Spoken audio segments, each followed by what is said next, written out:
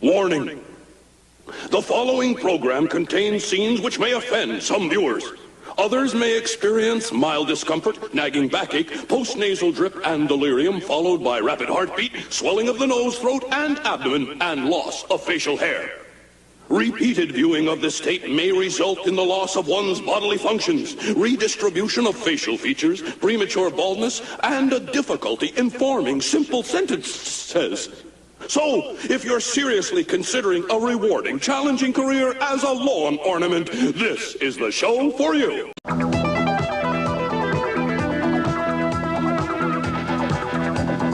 Skinny Honest!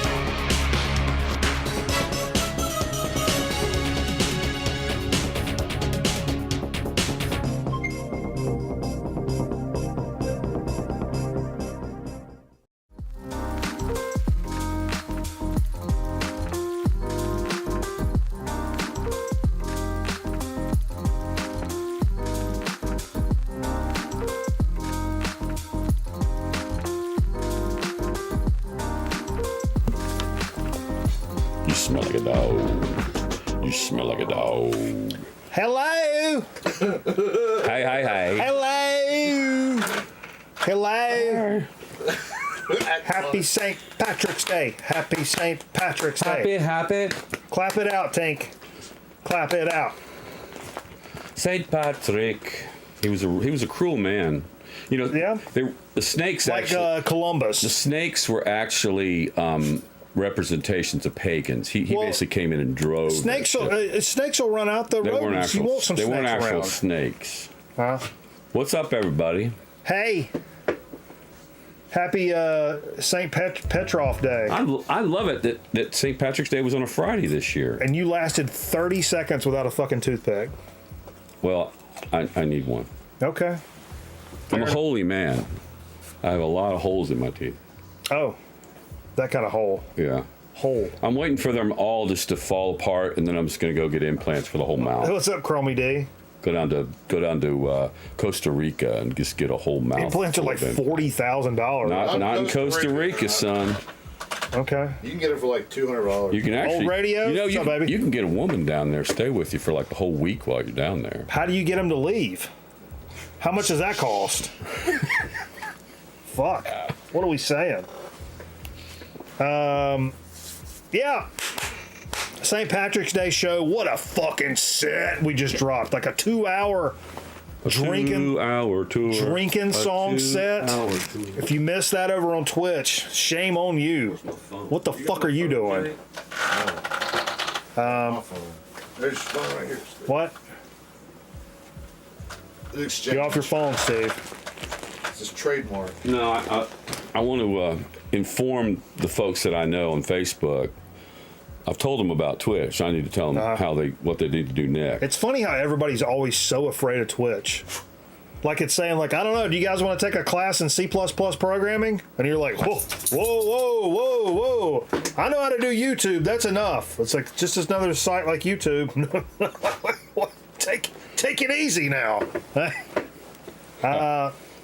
Yeah. What?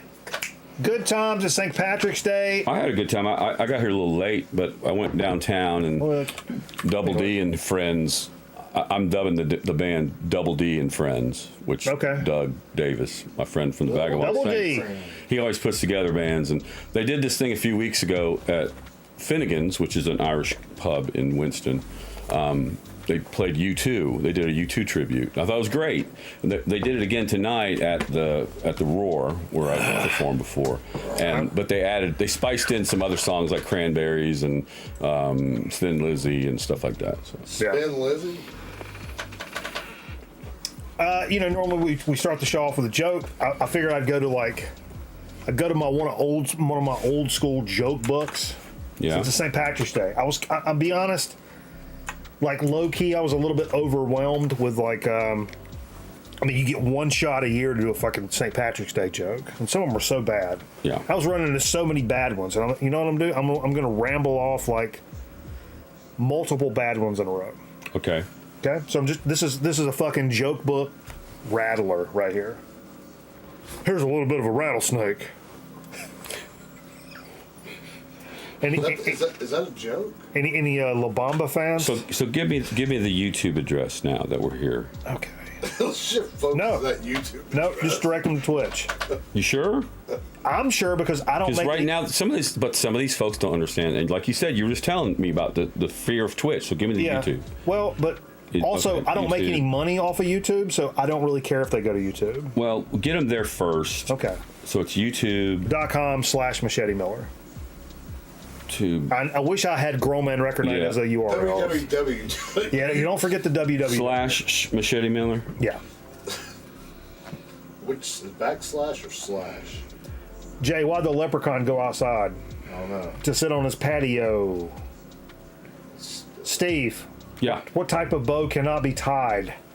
I don't know. A rainbow. Haha. What's a leprechaun's favorite type of music, Jay? What? Sham rock and roll. Okay. That's a good one. Get on board with There you that. go. There you go. What do ghosts drink on St. Patrick's Day? Booze. You got it. You know what's wrong? You know what's not funny is when you guess the punchline. Oh.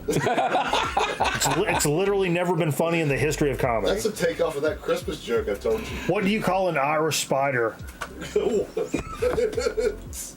Long legs. I don't get it. I don't either. I feel like they left a part out or something.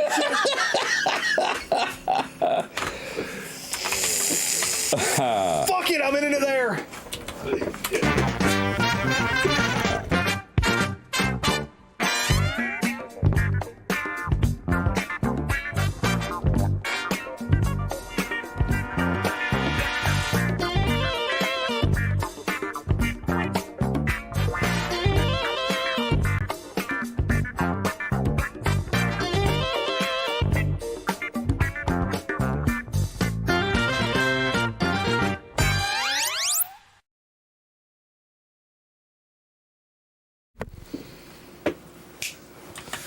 Ladies and germs, again, thank you for your support and cooperation this evening, for joining us over on twitch.tv/Grown Man Record Night for a fantastic evening of absolute banging record albums. Had a really good time playing songs tonight.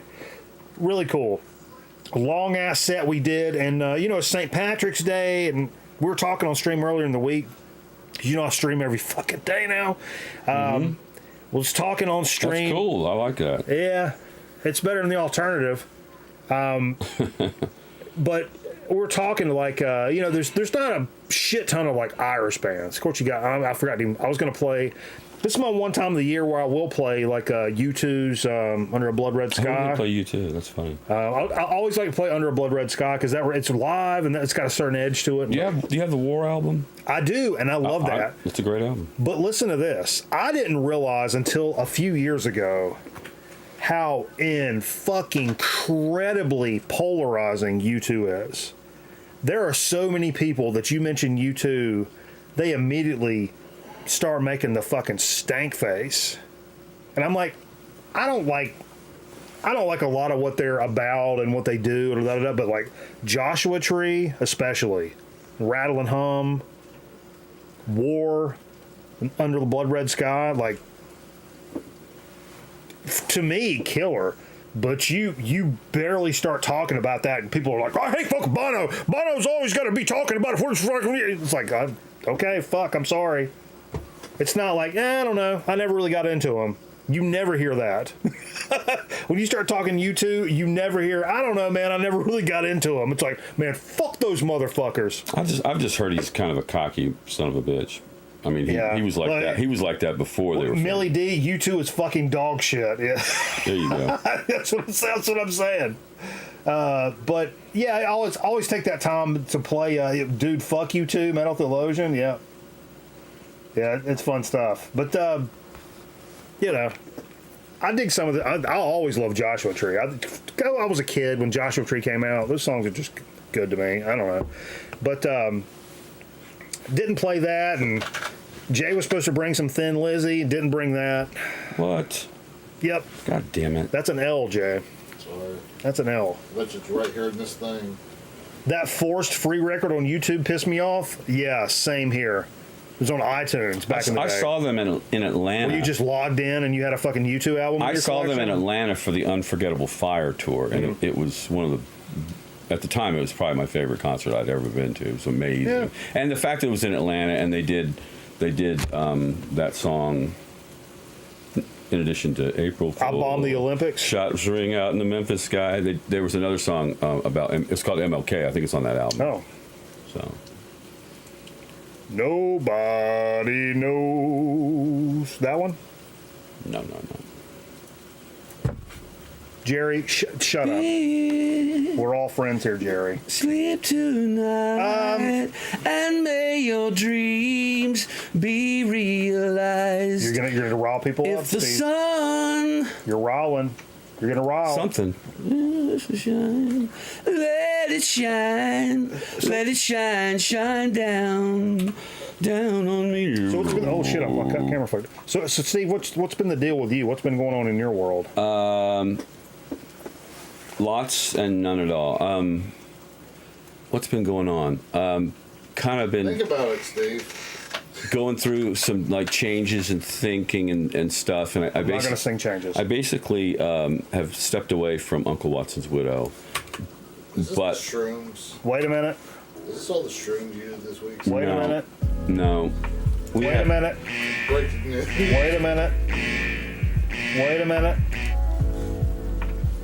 You're telling me, Steve, you have officially shut the window on Uncle Watson's window?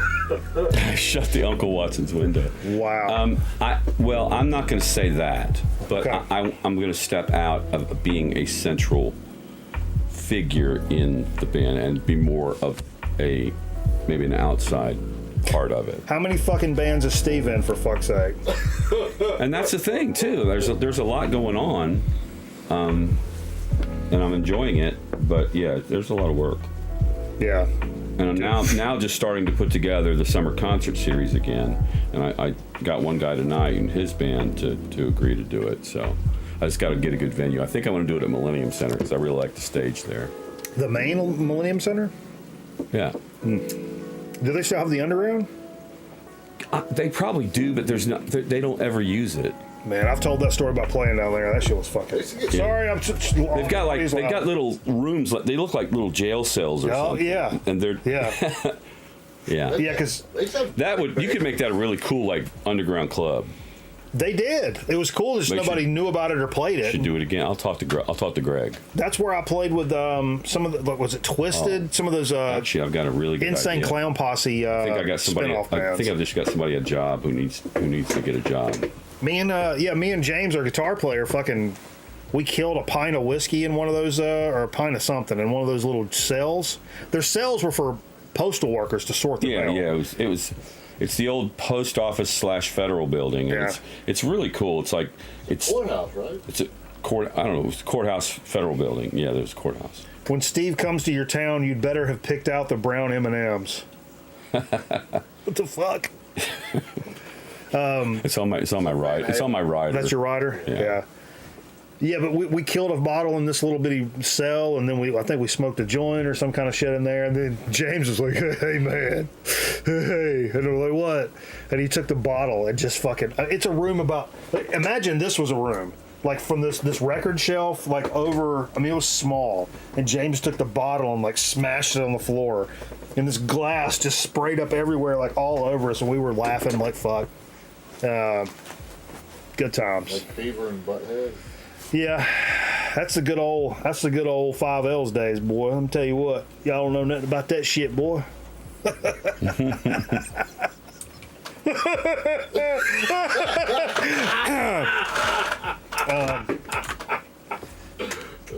should pull your gun out. They'd shut us down so fast, dude. What else has been going on? Anything like topical? We had a Grown Man Record Night bracket going in the and everybody's bracket's busted, so I don't know what it's going to be, but good luck to everybody. And whoever wins, I'll end up sending them a little Amazon gift card. So next Friday, I'll either be late or not come because you mean on your period? Probably not come.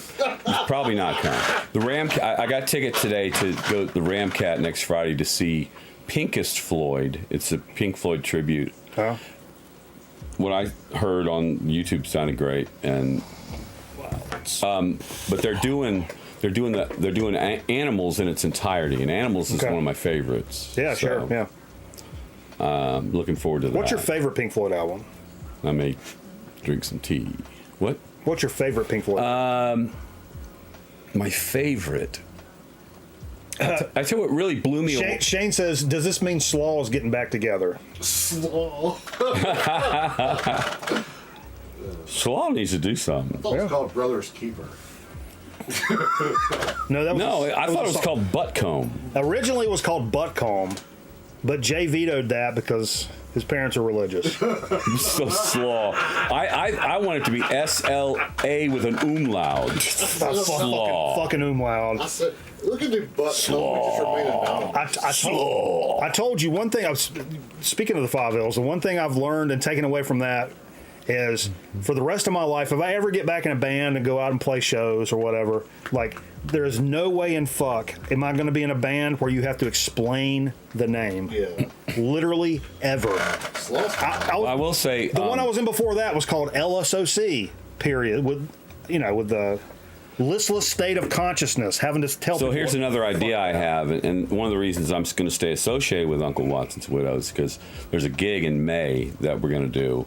And it's with Gary Maverick. Gary Maverick. Oh, GM? He has like a farm. He brings in 4 bands. His band and his band, the drummer Artemis Pyle. If you've heard of him, if you guys have seen the video, it gives me a chance to meet him again. I want to interview him again and ask him about what's his Gary abortion. Gary, who just died. Oh, right. Rosington, who I have newfound respect for. I knew what a shit it was because he sided with Ronnie's wife and just was a total dick and ass to Artemis. A dick and ass. Yeah. That's tough select. No, I said a dick in ass. Oh, okay. But anyway, so I'm going to bring Cameron and just do a little short interview. You're welcome to join me. Cameron Kent? You want to come? Where's it at? At Gary Maverick's place. It's going to be like his house? Northeast Greensboro kind of area. At his house? Yeah. Farm. When is it? May, mid-May. Probably. Okay. That's the kind of content. That's the kind of place I end up showing my ass at. But I'll be glad to share it with Grown Man Record Night. If I'm at a show like a club, it'd be another Side Roads. Yeah. Part 2. If I'm at a show or a club, I'm generally pretty uncomfortable. I'm not really comfortable at live shows. I know a lot of you guys are really surprised by that. I'm kind of uncomfortable at shows in a lot of ways. To where they're not enjoyable. You're uncomfortable in public. Sometimes. Large space. Yeah, and but have I been here since They Might Be Giants? At a party? Have I been here? We went and saw They Might Be Giants. Yes. Was that last week? Yeah. Okay. You were here. Okay. I didn't remember that. Truth be told, I brought my one of my digs, my dig of the week is one of the records I got at the show. You showed that. No, I didn't. I didn't bring it. Oh, okay. I forgot to bring it. Because something. It's funny because Carl said we're texting with Carl this week. Carl was like, "Man, I really dig this. This is our home, North Carolina stickers." Oh shit! I got a whole buttload of them. And I was like, "Oh shit! Did Steve give you one of those?" And he was like, "Yeah, I guess cool. He was like, "I guess he shoved some down in my records," I didn't realize. I did. I slid them in his little sleeve. And my next thought was like, "Steve was here last week." And then I'm like, oh yeah, and then it kind of started clicking back. But something else that's been consuming a lot of my time last week was I finished this video. I worked on a video. It's a 30-minute program about Coach Bill Hayes, who was a former Winston-Salem State, which is HBCU coach, who also was coach at North Carolina A&T, and is the winningest coach at both those schools. He's in the Hall of Fame. But did this video about him because my father-in-law, him and his group, they always sponsor this tournament at their golf course to raise money for the HBCUs for scholarships for the HBCUs. So yeah, it's a really great thing. So I edited the video and made it pretty damn good because it was actually just a 90-minute interview they gave me that someone shot, and the whole thing was shot like this. And Cameron's over here, and Bill's here, but you never see, if it's just one shot, you would want more of a full shot of someone's face. Hell yeah! So I had to. What's up, Rat Mower? I had to think on that for a while, and finally came up with some pretty good ideas to make it passable. That's our pal, the Snowman. Jay, when life gives you lemons, you make a lemonade. What's up, Snowman? Or lemonade and vodka, maybe. Yeah, or just the vodka is cool too. Yeah. Hey, did you hear about Metallica buying this fucking pressing plant or investing in this or whatever? They've acquired, whatever that means. Where's it at? Furnace Record Pressing, which this place has been going for like ever. Long standing place, and they've been doing all the Metallica reissues and shit since like 2014. And they're known for doing really quality stuff. They did the Kill 'Em All, Ride the Lightning, Master Puppets, and Justice for All. Oh wow! Like the represses. You know what we ought to do? There's a place up in Asheville that's a pressing plant / record store / There's a new one. Cafe. Poorhouse. Yeah, but that's in Raleigh. Yeah. But in Asheville, there's this place you can go and tour, and I saw a video made there. It's pretty cool place. But it's crazy. It's another like level of Metallica, like trying to take control of like every part of the process of what it is they're doing. Yeah. Which I don't really give two flying fucks about what Metallica's doing nowadays. No, but that's what you do. It's a business model. You want the whole line of production. I tip it. I think it's tippable. I mean, you can buy a pressing plant to control like how your shit sounds. You don't want to release fucking bogus fucking garbage. Right. That's a quality move to make sure that happens. I appreciate that. That's tippable. Where's my beer? We should do a shot. Ooh. Said Hut.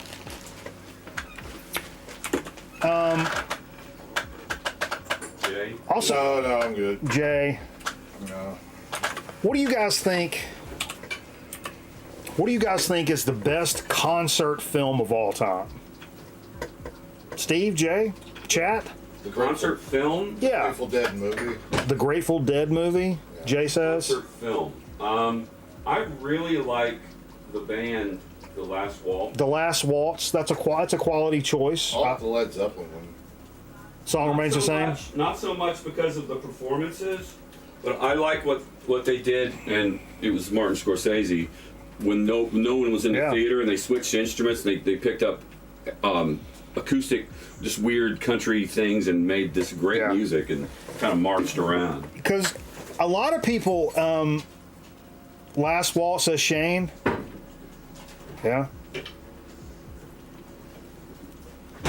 A lot of people will say, "Stop Making Sense." Talking Heads is one of the like best concert films of all time. Well, that's Jonathan Demme, who's also a great director. But coming up.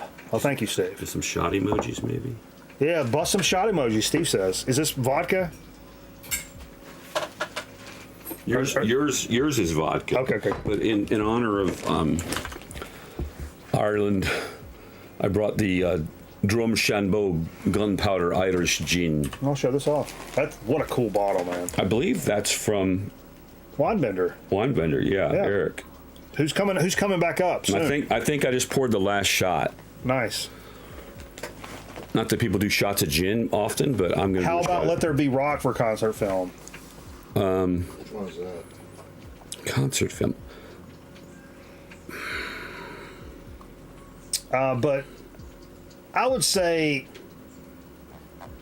I don't know. I'll have to think on that.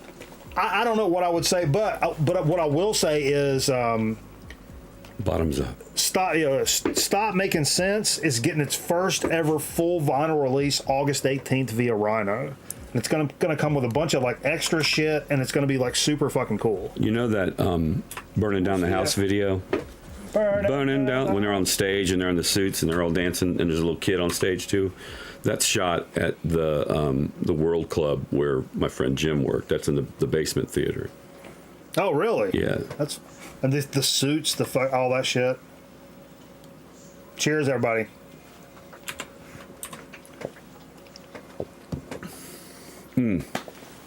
Looks like televangelists. Oh, there it is. Will you pass me my beer? The default Woodstock. Hey, Jay, right on the corner of that shelf. Right on the corner. Down in the meat. Oh, should have played ABC by the Jackson 5. ABC by the Jackson. That drinking song? I just got it. Yeah. Jay said we should have did ABC by the Jackson 5. Though, it's only North Carolina. It's a North Carolina show. Oh, yeah, okay. Our liquor stores are called ABC stores in North Carolina. Yeah, it's a fucking bullshit. We did this. Government control. So let's get into it. Like early, I talked about this briefly before. Full of corruption. We had done. We've been doing this. This is like our 11th year of doing this, right? Is it? Yeah. I thought it was the 8th. No, 10th was last year. You know, the Open says celebrating 10 years, and that's a year-old Open. Oh, 11. I had no idea. But anyway, we've done like the St. Patrick, all the major holidays and shit like that. We have done, and like themes around that, Halloween and 4th of July, like whatever.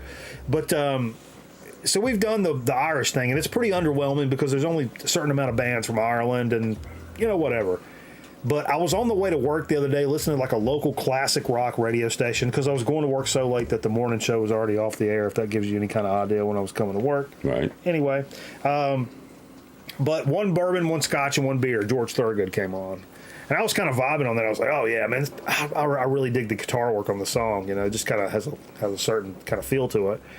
And then it kind of clicked with me. I was like, dude, fucking drinking songs as a theme. We've never done that. In like 11 years of doing this show, we've never done like a drinking songs set list. And so me and Steve started knocking our heads together and shit like that, and fucking came up with some good shit, man. I have to say, tonight's set, I was excited for it, and it really didn't disappoint 100%.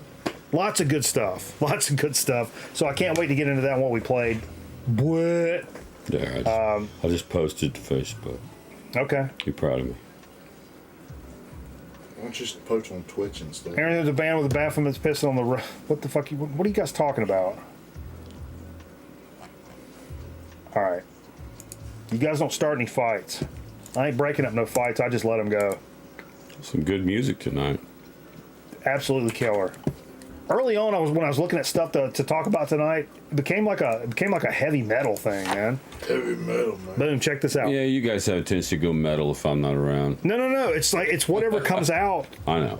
Some weeks it's all metal, some weeks it's all punk, some weeks it's all like jazz and funk, and sometimes I know. For me personally, I know the moment the show changed and got a little more. It was when our boy in Charleston caught wind of us. Metal Theologian? Yeah. You think? Mm-hmm. I know. No. Yeah. Oh yeah. No, we didn't change nothing. Yeah, you did. I changed stuff when Metal Theologian started watching. Yeah. What'd I change?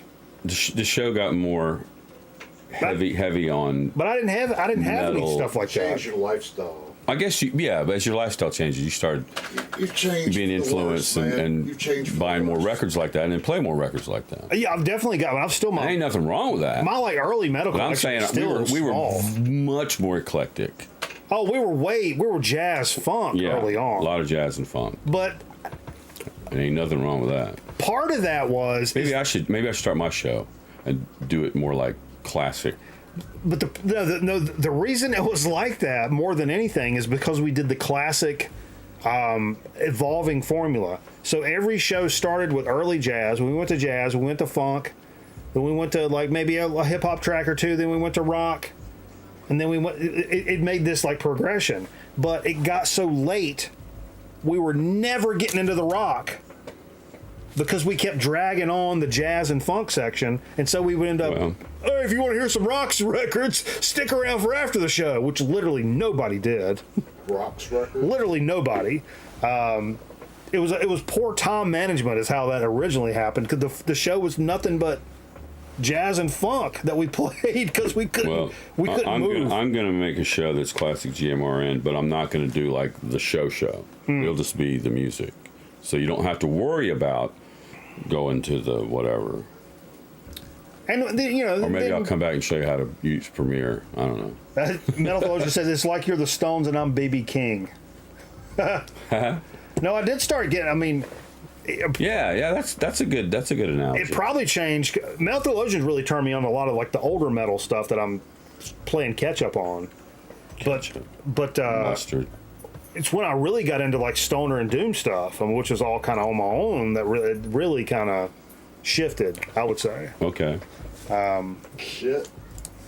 Shifted? Because I'm still playing catch up on the early metal stuff. I don't know what the fuck I'm talking about. It's funny to think about it because I never heard of Steven Wilson. I never heard of Porcupine Tree until you bought that. The Insurgents album that was in, and I could have bought it because it sat in Underdog on Robin Hood Road for probably a year. The cover grabbed me. Yeah, the cover grabbed me too. Yeah. It was really cool. It's the gas mask he was wearing. And Jay Moore, I fucking love. I'm stoned. I feel doomed. That was the album I coveted of yours for the longest time until I finally got a copy. Until my cat fucked mine up. No. But look at this, though. Exodus, speaking of metal, this is a limited edition of 1,000 individually numbered copies on yellow and black marbled vinyl. It's a live album of the reunion tour in '97, and they do the whole Bonded by Blood fucking record front to back. Also, I found this image online. Look at Homeboy's weight on this thing. I like the flying V. The weight on this turntable. Oh, the turntable. Dude, look at that weight over there. Yeah. You got a weight on your turntable? I don't have a weight on my turntable. All my weight's around my waist.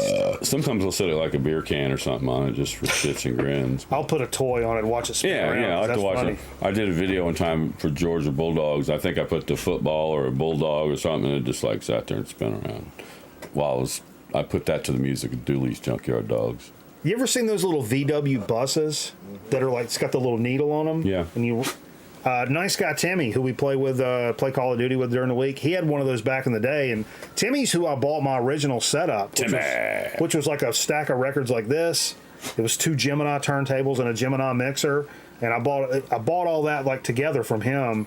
And but I remember he had one of those little VW buses, and I've heard they completely tear the fuck out of your records. Mm-hmm. But pulling that back and letting it spin around, and you could hear the record, it was crazy. It's cool. All the things they had were kind of in bad shape anyway, but it was great. It's good to play with those with like you say, records that you don't give too much shits about. Yeah, we owe a lot to Nice Guy Timmy. You got that right, man. What's up, Paul? Nice to see you. I'm not gonna play my Alan Parsons records on it. Never. My fucking iRobot stays on the shelf, baby. That's a good record. I'm not shitting. No, it's good. I'm not shitting. It is good. I'm not shitting. I love Alan Parsons. Yeah, I fucking do too. That's speaking of early record night. That's one of those. But we don't play prog hardly any at all. It's a different vibe. I mean, it really is. If you watch my show, it's tough because prog. Hopefully during my show I will have this low voice. I don't know where this came from. Prog doesn't keep the party moving a lot of times, and it's also polarizing. I realized early on. A lot of people were like, okay, has there been a band called the Progs? The Progs? I think I've got a new band called the Progs. More metal this week. New band. Progs. I'm a big fan of, this is kind of a conflicted thing. I'm a big fan of High Roller Records. Isn't that who did the ODD reissue, Jay? I don't know. High Roller Records does some killer metal reissues, and they did Exhumer, a couple of records, the first and second one, a German thrash band who I knew of but didn't really know. And these shits came out today. A couple of comments. Number one, holy shit, these albums are fantastic. if you're a fan of like 80s thrash shit, Exhumer, I said Exhumed. Exhumer, really killer shit. I was kind of blown away today. Maybe I was in the right mood or whatever. But yeah, you were eating pork skins. I was eating pork skins. Nashville hot pork skins. Those are good. Yeah, they're good. What is that, Max? Oh, they're Max, baby. Yeah, available at Walmart, I believe. These are killer albums. Here's my two beefs with this. Yeah. Number one, both of these reissues are picture discs, and which I'm not a big fan. You know what I think? Those are really juvenile graphics, by the way. Of course. I think this is another example. Thrash better be juvenile. Of somebody using Corel Draw to do their graphics. Yeah, it better be juvenile for an 80s thrash record, because that's what I want. It's what most people want. But the other thing is, not only is it a picture disc, so now I'm already questioning, like, okay, we all know the picture discs are not the optimal medium, you know? They're also like $47, $50 that I saw. I think. Fuck off. That's what I think. You need to at least double the size of your bug.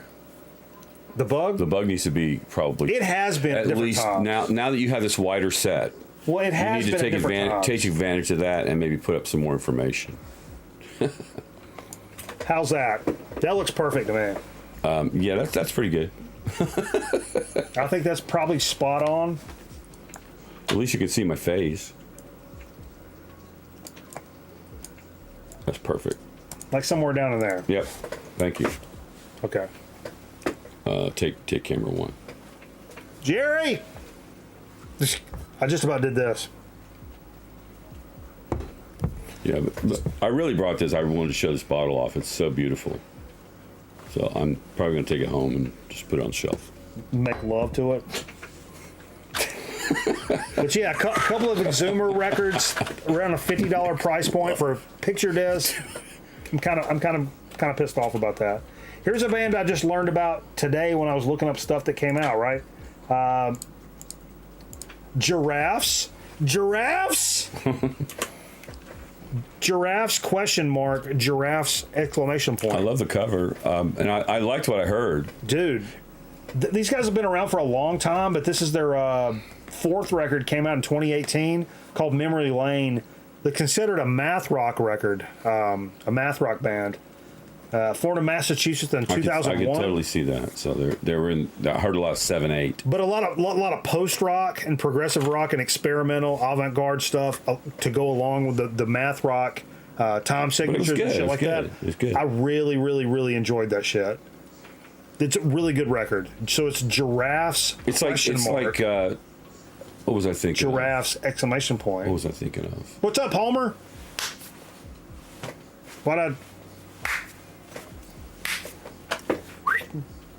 No hoop. You guys been watching hoops? You ever seen basketball, Steve? That's what basketball looks like. There was another big upset tonight. I don't know if Purdue lost. Purdue. 16 seats, and now Virginia is. I bet you everybody who's a Virginia fan and all those players of Virginia are like, Purdue. "Oh fuck, that was a relief." Like, we were the first, but now there's another team that bit the dust. Miss you went all in and won 120 shrimp rings. Congratulations. You can actually bet your channel points now, which are really your Stream Element channel bet points. Bet them on what? Your Stream Element channel points are called shrimp rings. Shrimp rings. If you know, you know. And you can hit !roulette. String of shrimp. And then the number of points you want to wager. And it can come out good, it can come out bad. What are you wagering? Are we playing marbles tonight? We are playing marbles. I should tonight. at least log on to Twitch. Yeah. What are you wagering on? Twitch is much better. Pardon. It's much better to be on Twitch because it's just you're better connected. Here's another weird one. I pulled some weird shit tonight for like. You know what? This goes out to Stunty because I guarantee you. I don't know this for a fact, but I guarantee you, my man Stunt Rock Confusion knows of, or maybe even possibly loves this fucking band. And God bless him, because he's a good man. Psychic TV. See who... No, we are... Those who do not. That was some crazy shit.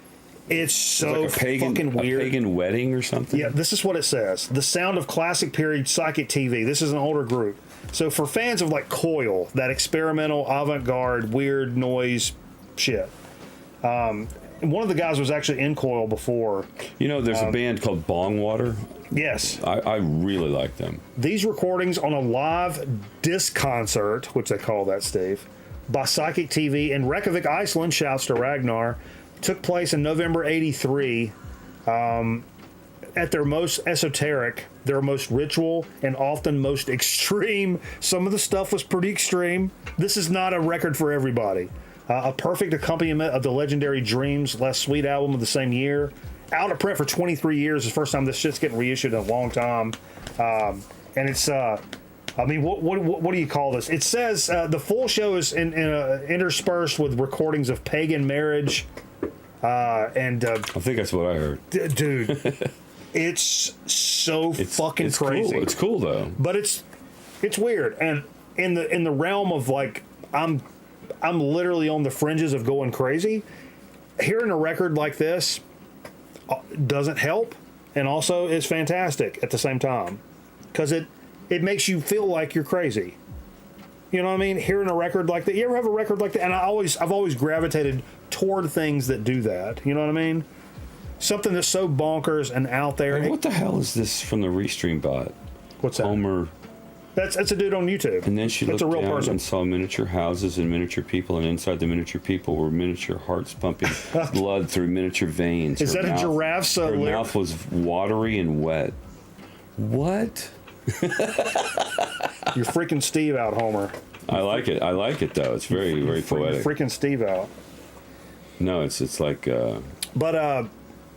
Dude, if you're into weird, crazy fucking shit, I did see fractals in my piss last Sunday. By the way, there's fractals everywhere. I'm sure you did.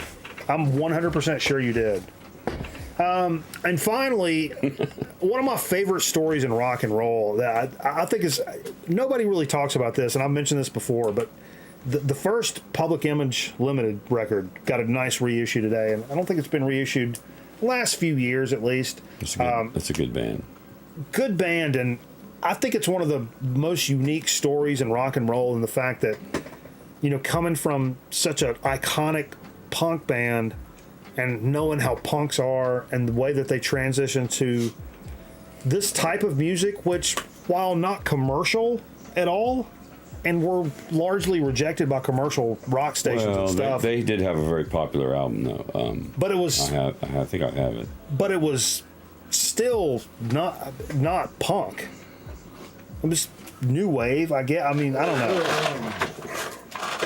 It was... it's just interesting that story arc, like I've said before, like... the punks still kind of embraced Pill, and Pill kind of transcended genres to where people didn't look what happened to him, man. He got fucking successful and went out and joined some fucking pop band or something. So much Johnny Lydon? Yeah. Because I would have thought Sex Pistols fan would have shit all over that.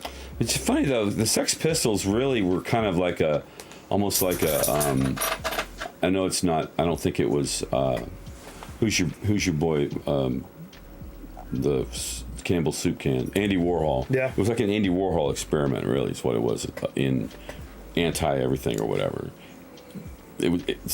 Even in its existence, it was really this thing that wasn't truly what it was. What? Yeah, I don't know where it's going. Are you on mushrooms right now? No, I'm not. Okay. Full disclosure. Do you promise on the soul of Max Wright? I do. What?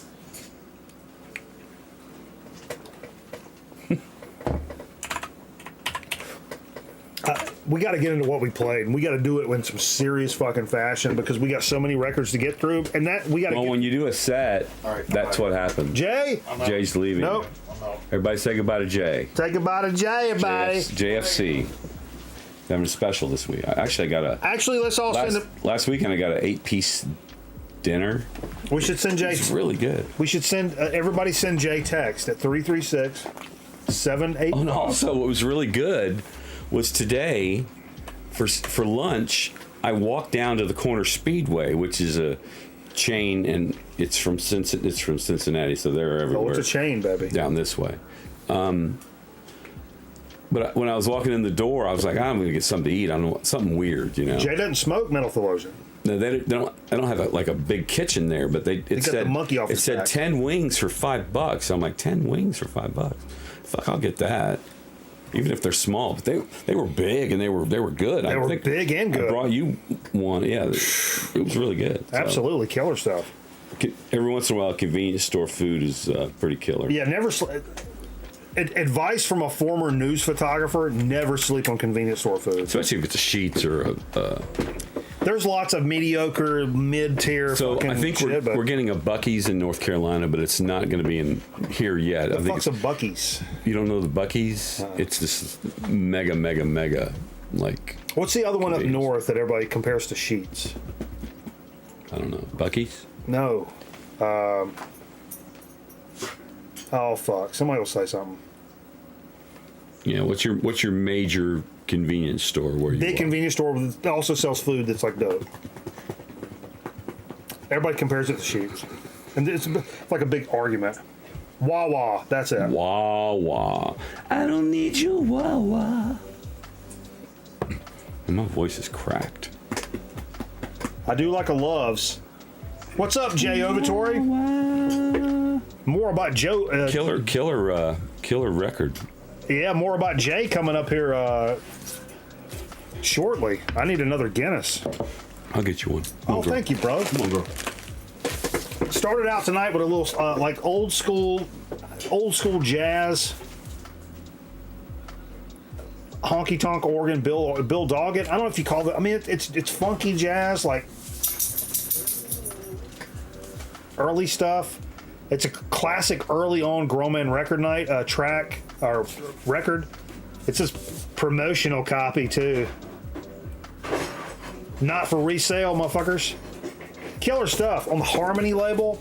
Where's your bottle opener? If there's a Bic over here, I can Bic it. Just Bic it. Billy, Bic it. Bic it good. I pulled this out of Jay's box actually. And I don't remember ever really listening to this record, full disclosure. Deep Purple's Stormbringer? You got this record, Steve? I don't have that one. It's like 74? Is I think your man that's in, is it the bass player? Who's playing bass on that? Jerry Wilson? I don't know. I can't read shit. Let me see it. I know you're not wearing real glasses. Fuck. Glenn Hughes. Oh, yeah, he plays with GH? Black Mountain with your boy in Nashville, Joe Bonamassa. Oh. Old Fruity Tutu? Nebulous. I have a Glenn Hughes bridge on my Precision. Oh, okay. Well, you know what I kind of want to do? I kind of want to sting back into the two-shot. Do I have you guys' permission to sting back into the two-shot? All right. Suborgs! Nope. Nope. So, Nebulous Prowler cashed in some banana bucks. Wanted to hear any Jerry Reed. I actually had this one up, and my country section is an absolute mess, which meant when we were digging for records for this drinking set, right? Lots of this shit was country. Country has by far the best drinking songs, of course. It really does. So digging through my shit was an absolute mess. But luckily, this Jerry Reed was sitting out in the open. I could grab it, lickety split. Dixie Dreams, not my all-time like go-to Jerry Reed, but it's one that it's got some really really good stuff on it that I kind of overlooked because I just didn't know it as well. Overlooker.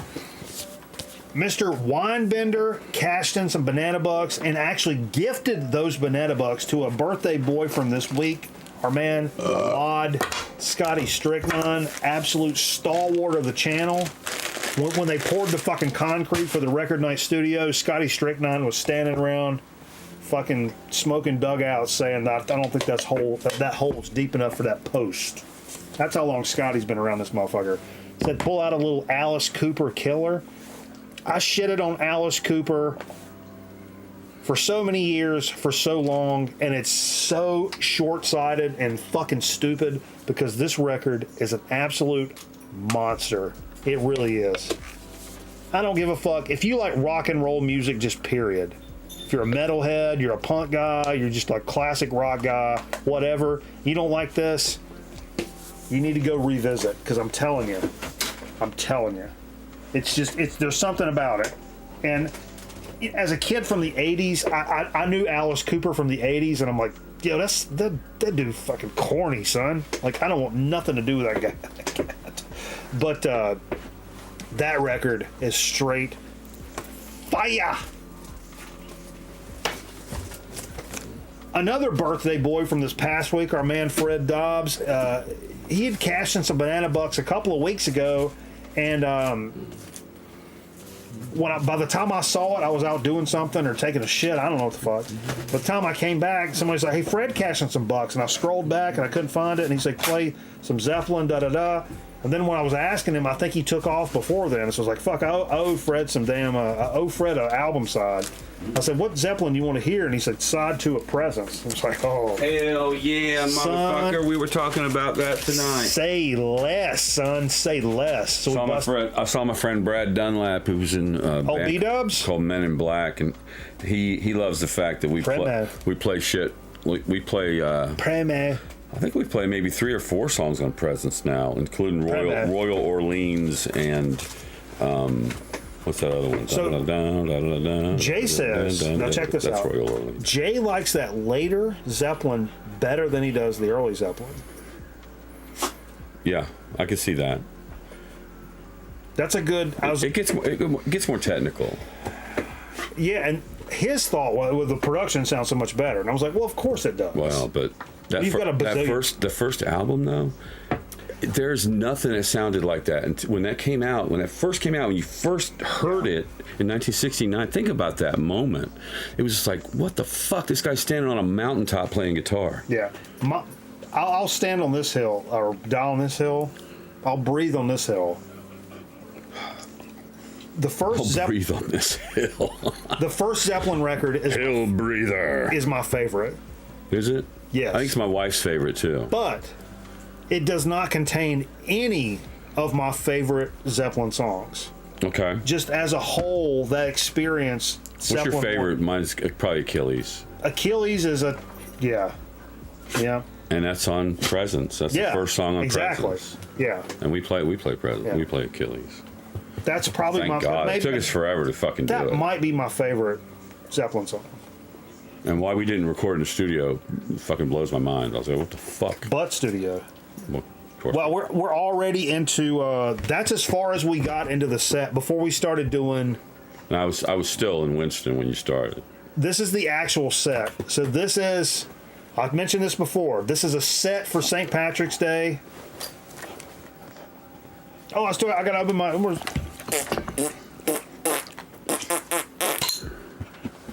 So it's a set about songs about drinking, right? There were some drinking songs. Just a drinking. It was a great set. You should post it in the Discord. Can you clip it? It'll be muted from Twitch. Anything. I'll just post. I'll post a list. I got just a nickel's worth of free advice for anybody that makes YouTube videos, or because I do the same thing on Twitch. And YouTube can be a little bit off. It's inconsistent, so you don't know on YouTube what's going to get popped and what doesn't. Right. My advice from keeping things on your channel for a long time: I don't keep anything on the channel that has anything copyrighted in it. Yeah. At all. Okay. Because it's not a matter of if it'll get popped, it's a matter of when it will get popped. Yeah. Because we have all the time, I'll get an email that says Grown Man Record Night number 250 has been blocked in this country or whatever. Right. Which is not a copyright strike. Right. but it does get taken down or like. But you don't want that. Yeah, so if you're playing anything that doesn't belong to you, it will eventually get popped. It may be 2053, it will eventually get popped. Absolutely. That's my nickel's worth of free advice. Like it's great. You come here, get free advice. You don't have to pay for it. It was like because when we first started doing the show, I'm like, oh, I'm not, I know better than to not play like Rolling Stones and the Beatles behind us when we're doing the show, but we can put on some fucking corny like Ed Ames record from the 50s or whatever, and like then next thing you know, like it's blocked in like half of the country we want it to be in. Like, oh shit. Then I realized like you have to play stuff that's not copyrighted if you want stuff to like literally survive. Right. If you just want to get it out there for a while and let people enjoy it and then like whatever, because it's not, I'm not saying you're going to get a copyright strike, but there's no serious definition of what will get you a copyright strike versus like, oh, this is blocked in Germany. All right, get into what we played. Anyway, we've already been in there. Have we? Yeah. Not to the drinking, the set. Here's a set. Brass Monkey, That Funky Monkey. Brass Monkey Junkie, That Funky Monkey.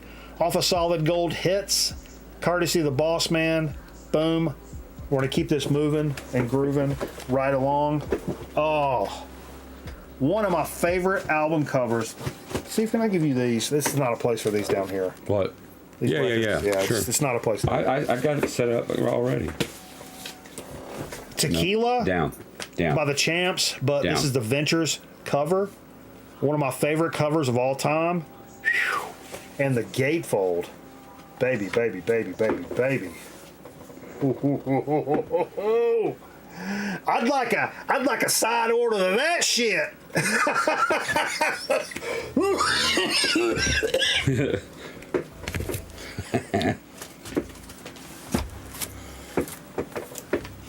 Kiss Alive. It's off the first album. Cold Gin. Which I didn't really know the song because I'm still learning about Kiss. I like. I'm still warming up to Kiss, but I enjoyed this. I like Gene's early voice. I did enjoy this. And I especially love Wicked Lester. The stuff. Have you heard the Wicked Lester stuff? Yeah. I really like it. And I think Cold Gin might have been one of those. I like Kiss now. I've never made it more of a 180 on a band ever in my life than Kiss. Because I hated on Kiss the way that I hate on fucking Bob Seger. I got into him because a friend of mine who lived down the corner, he was a Hellraiser. He was really into Kiss. Yeah. I thought they were corny. Like, because I think what really made me corny, I think they're corny is like, they act all crazy and devilish and fucking, but they were up there playing like 145 rock and roll. And I'm like, you guys ain't scary at all. You guys are. That's all baby shit. Like, what the fuck? I'm listening to stuff like. Everyone's like, Kiss is heavy metal. And I'm like, you might go to. Never mind.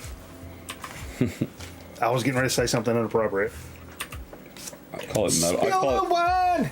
Kiss that girl! I'd call it metal pop. Yeah. Eric Burden Declares War. Which I went to go look for this, Steve.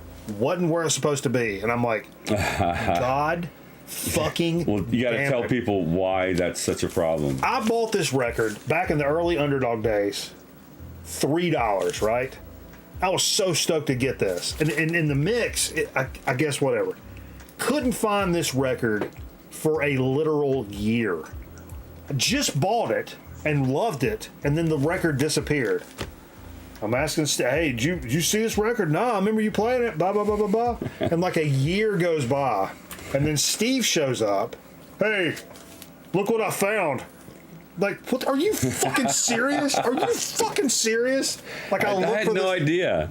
I think there was a time. They got mixed up in your shit. There was a time early on I would come over here with a USB turntable, with a USB. Burn stuff. And it would work really well, and I was burning records that I wanted to rip.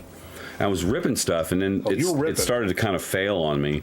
So then I would just try to take the record home and bring it back, but I totally forgot that I had it. That's so funny. It's a classic record night story. And I think I didn't realize I had it until I got it. I bought it, and then I was like, "Oh shit, I already had this." I'm like, "No, I don't already have this. This is that record." And you had the tail between your legs. Come back over. He's like, "Hey, look what I found!" Like, you motherfucker. I realized, like, Vance is in the chat, so he's going to get this. I was like, what does this have to do with our drinking thing for St. Patrick's Day? But, of course, Vance gets it. Yeah. Green River? I had to hear this, but I didn't hear it because I wasn't here. But banger track, obviously. But, yeah, the Chicago River. It blows my mind. It blows my mind how they're able to contain it. I guess they have some kind of. What's up, Sean? Almost like look at the size of that icy, man. That thing is like huge. A lock system. They have a lock system or something where they can contain. I guess, or it would just dissipate, right? It would flow. Unless the temperature is different, and I don't want to get into a whole thing with you, Steve. I just feel sorry if there are any fish. It's just food coloring, right? I guess. What's food coloring? Probably some sort of surfactant. Okay. We want to get into a whole chemistry lesson. You guys want to talk about surfactants? Believe it or not, the March of Dimes. I'm walking on air. No, believe it or not, this is my record, and this is also my defense. Good for you. This is also my defense because I picked it up for $1. This album was my introduction to metal. It was. We're metal. Talking. This is 19. See, this is 1970. I know. 1980. So, 1980. I bought it for $1 at a Goodwill. Back in Black for $1. I'd never play it because I'm not an AC/DC fan. I'm not going to sit here and shit on them. You know like who my dad would hear me listening to it, and he thought that it was CCR, but they had gotten really like heavy. Oh, because if you listen to his voice, he does have this kind of CCR. Yeah, I can see that. There's a drink on me. On the aside of that, I came home and my dad had an AC/DC tape, and I came home and told him, like, Daddy, you know what that stands for? I stand for Antichrist, Devil's Children. And my dad went out and burned his fucking tape because I told him that. But I did buy this, and okay, here's the one hiccup in my part of the set. There's the set list, right? Boom, right. So I flip this bitch over, and Giving the dog a bone. And we're gonna play "Have a Drink on Me," right? Boom, side B, last track. And I don't know this. Some of you guys are like, of course that's not the track list. Well, I don't know the fucking track list because I don't like this goddamn record, all right? I don't like Isn't Hell's Bells the first song on the album?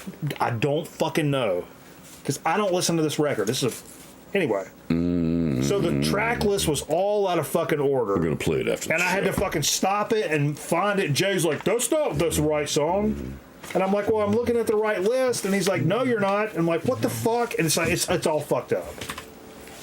But I did that because I don't know this record because I don't like this record. Hell's Bells is number one. Maybe I'll come around. I'm coming more. Let me put my love into you, babe. Slowly and surely over the last couple of years, I'm becoming more and more accepting of AC/DC.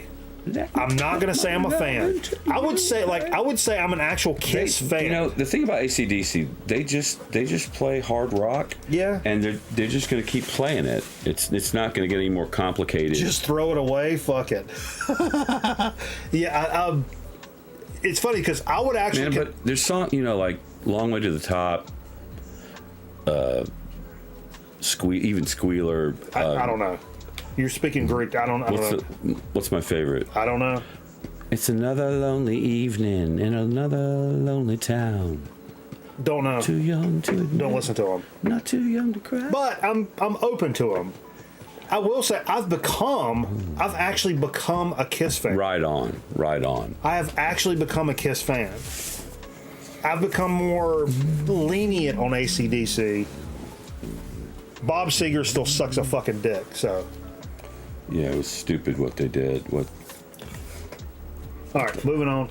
Yeah, there's no fucking order Mikey, at all. used Rose Tattoo as your AC/DC gateway band. Okay. British Steel and Back in Black gateway to heavy metal. Okay, I can see it. I can see it. That's why you guys that I respect have kind of opened my mind up to not be so stalwartish about things other than Bob Seger, because I might trade you for that record. I don't want to argue about nothing. You want to trade for that record? I'll probably trade for that. This is next on the list. We got to move this along. First Doors record. You're not having fun? Oh, I'm having a blast. I don't know what pressing this is. I got it for like $7-8 back in the day. It's the first Doors record. And of course we played Show Me the Way to the Next, what's Alabama song? Whiskey Bar. Alabama song, yeah. I love that song. That's actually an old German, what's the guy's name? Somebody said that song's from 1920 something. Yeah, it's like from the I thought they were trolling. 3 Penny Opera. It's a really? Oh yeah. It's wow. Well, show me the way to the next whiskey bar. Show the label. Let's see that label on that, Steve. Rock and Ron. What's up, Ron? Hope you're doing okay, baby. If you can't find the next whiskey bar. So Red Electra. Red Electra. I tell you, we must die. I don't even have a fucking sleeve on that bitch. I tell you. You might want to put one on there. I ran out of sleeves. We must die. If Bob Seger sucks, then the Doors leeches ball sack. For me, the Doors was the best that America could do in response to what the British were doing. I mean, Crosby, Stills and Nash was great, but the Doors was really something so weird. I mean, Jefferson Airplane was kind of cool too, but I think the Doors was beyond that. I'll take the Doors tenfold over Bob Seger. And I've always gravitated toward people and artists and shit like that were fucking bonkers ass crazy, and I've always respected the hell out of that. We tripped with some guys, and it was in my van. We drove from south of Atlanta all the way up to Athens, thinking we'd go to a cool club. It ended up being it's a cool club, it's the Uptown Lounge. Yeah. But the Indigo Girls were playing, so it was a really weird trip, and we ended up like quote of the night, Ronnie. Sitting in the van at a friend's house, and she invited us to crash on her couch, but a double tamer and shit. A few of us stayed, and Jack was kind of losing his mind, and it was the Doors inside, weird scenes inside the gold mine. That really it's the gold mine. Mike, if you one day we can talk about compilations, and it might be one of my favorite compilations of all time. We could do a compilation set, maybe.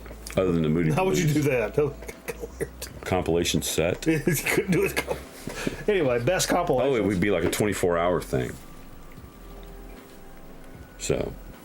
But yeah, I've just always loved. Anyway, I love crazy motherfuckers. Let's move it along. I love crazy motherfuckers that are not afraid to just fucking put it out there. And Here's a crazy motherfucker. Yeah, which you wouldn't think. Nilsson Schmilson, and not my favorite song on the record by far, but Coconut. You put the lime in the coconut, dude. Might be the easiest song ever to play on guitar. That shit's I love this record. That is one of my that's a low key favorite record, like kind of go to. Harry Nilsson is one of the best fucking songwriters ever. He's amazing. Ever. He's an amazing. I mean, anybody amazing that musician. would really hit John Lennon in a way that is like, oh, I gotta but that fucking be with this guy. What's the name of the song that's on the Goodfellas soundtrack? It's one of the more kind of wily songs on that record. I don't know. Oh, what's the name of it? I bet Ron. Fire. I got the fire. Or the Into the Fire. That's the song you're thinking about. Yeah. It's really fucking killer. That's killer. That's a killer song. That's my favorite on the record. I don't think it's on this record. Yeah, it is. It's on a different one. Nope. It's not on here. Whatever it is, it's on there. Jump Into the Fire. That's what it's called. Yeah. Jim Gordon on drums. Get yourself a pistol. He was a beast. Get yourself a dog. Stay up all night getting drunk. Sleeping in a hollow log. Beck's One Foot in the Grave. Hollow Log. We played this bitch. It's not really a drinking song, but that line, that's one of my favorite lines in a song. That line just stabs me like a pin the tail on the donkey kind of shit. Get yourself a pistol, get yourself a dog, stay up all night getting drunk, sleeping in a hollow log. That's a great record. For some reason, that line just kind of resonates with me. Known as the best gatefold in the entire rock and roll industry. Woo! I don't want to argue about nothing! Beer drinkers and hellraisers had to play this tonight. One of the greatest rock and roll records. Oh, holy shit. Holy shit. What are we saying? I'm trying to move this along.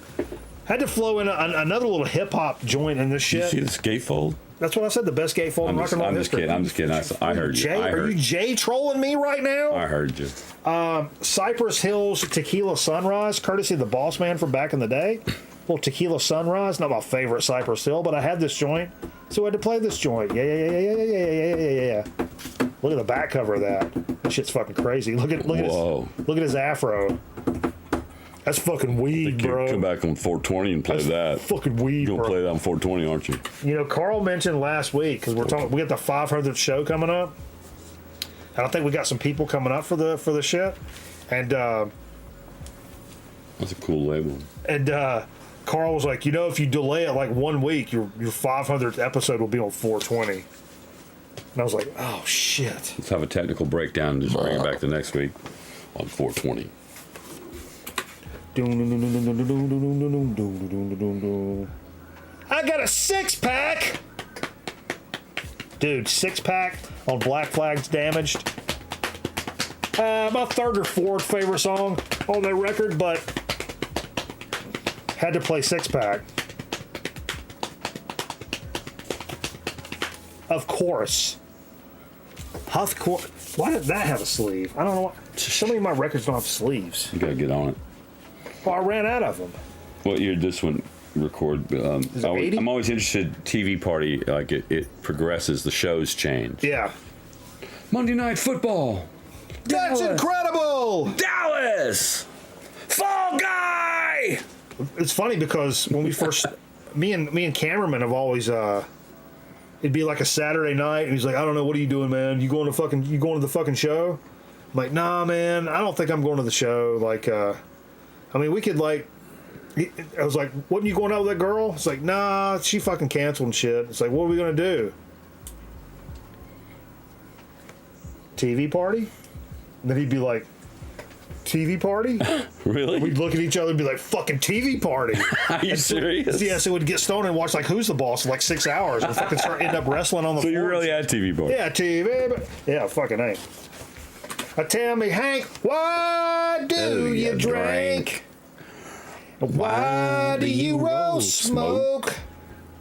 Why must you live out the songs that you wrote?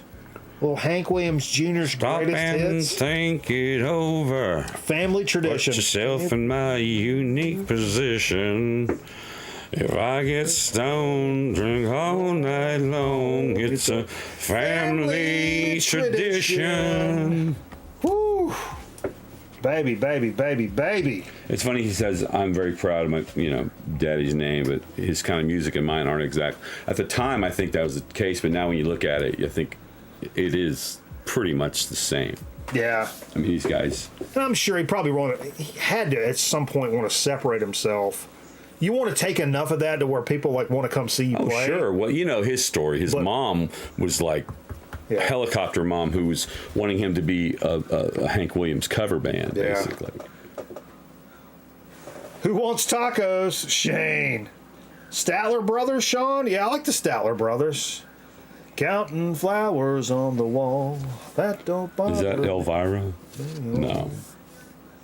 Playing solitaire till dawn. I always got the Oak Ridge Boys and the Statler Brothers mixed up. Watching? Oh, wait. I do love that Counting Flowers on the Wall. Oh, yeah. And weren't they the ones on that soundtrack, the Quentin Tarantino? Yeah, that's that song. No, it was a different song. That song's on Pulp Fiction. Is it? Yep. Okay. That's when maybe I'm thinking Bruce Willis is driving that little Accord, little Civic hatchback. He's driving down the street. What's the one with the lady from Motherfucker? The Winston-Salem blaxploitation actress. What's the Quentin Tarantino movie? Jackie Brown? Jackie Brown, yeah. She's from Winston. Is she really? Yeah. What's her name? Oh, don't ask me that. Pam Grier. Pam Grier. She's from Winston-Salem? Yes, she is. Low key, fuck. Hell yeah. We watched that in film school, actually. Because one of the opening scenes, she's on one of those, like, in the airport, because she's a stewardess, right? She's in an airport, and she's on one of the things that moves you, and you stand on it, and it kind of... Moving sidewalk. The moving sidewalk. But the shot is she's going from right to left. So you're looking at the shot. You're breaking down the shot. She's going right to left. It's like a crab. And my professor took a laser pointer and shined it on the screen and like kind of did like this. It's like, we go left to right here. Mm-hmm. She's going right to left. So off the rip of the movie, it's telling you she's going against the grain of society. Oh.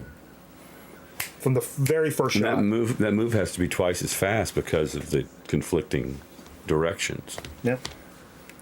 But I thought that was funny. Like he that's the first shot, and it sets the whole tone for in his mind at least, set the whole tone for the thing. Against the grain of society. I'll have to watch it again. It's a great movie. It's not my favorite Quentin Tarantino. Against the grain.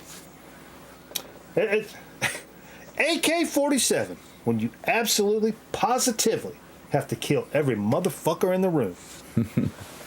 One of my favorite drunk songs of all time. Maybe the best. Maybe the best out of everything we played. I ain't drunk, I'm just drinking. I get together with my friends, and I know what you're thinking, but I ain't drunk, I'm just drinking. If any song describes what Grown Men Record Night is all about, it's this track off of Albert Collins' Cold Snap. It 100% describes what Record Night is to the T. Yeah, it looks like my tally, but he's got a white pick guard and mine's black. Yeah. I insisted on playing my copy of this, and Steve said you couldn't even find yours, right?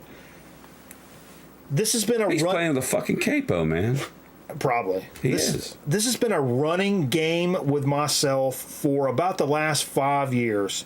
There's only one record I insist on hearing on St. Patrick's Day, and it's Mike Cross's Alive and Kicking, right? I think he's fairly local. He's a Tennessee guy, maybe something like that. But this album's recorded in Wilmington, North Carolina, down where Carl the Envelope is, and it never fails when it's crunch time, when it's St. Patrick's Day. I can never, ever, ever, ever find this fucking record. And this year, Steve said, I've got it, I'll bring it. But it turns out you couldn't find it. He's from Maryville, Tennessee. He's from Tennessee, yeah. So I found it by accident looking for that Creedence record, because so I didn't lose it, I filed it away in my rock section so I could find it alphabetically. Mike Cross, Live and Kicking, and the track is Whiskey for Breakfast. Another, if I Ain't Drunk, I'm Just Drinking is not the drunk song, it's this one. Lord, forgive us and protect us. We've been drinking whiskey for breakfast. Hell yeah. We've been drinking whiskey for breakfast. That is.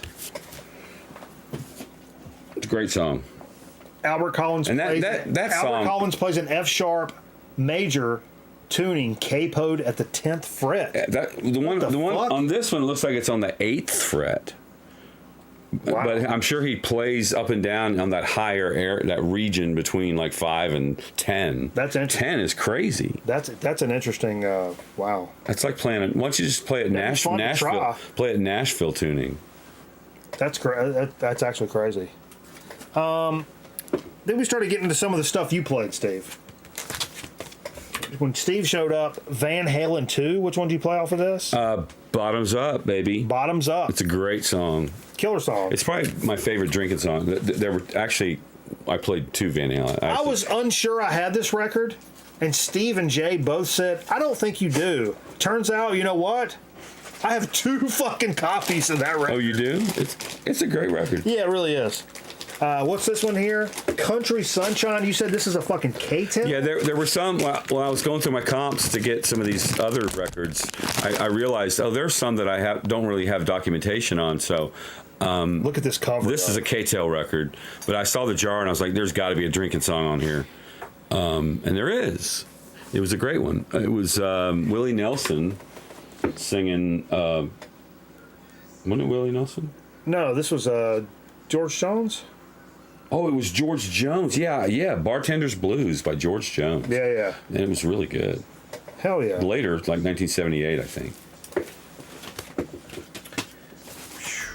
Urban Cowboy soundtrack. I was surprised to see you pull this out, and then I was like, oh, this makes total sense. Well, I looked. I thought there would be like a country drinking. There's actually a great song on here. Joe Walsh actually doing All Night Long. That's very cool. Which was even better. Mickey Gillies on this. Because we had so much, or I had so much country. It was nice to have a nice little rock song. Yeah, your shit was so much country. I was like, straight country. I've got a great, row of country records. Yeah, that's great.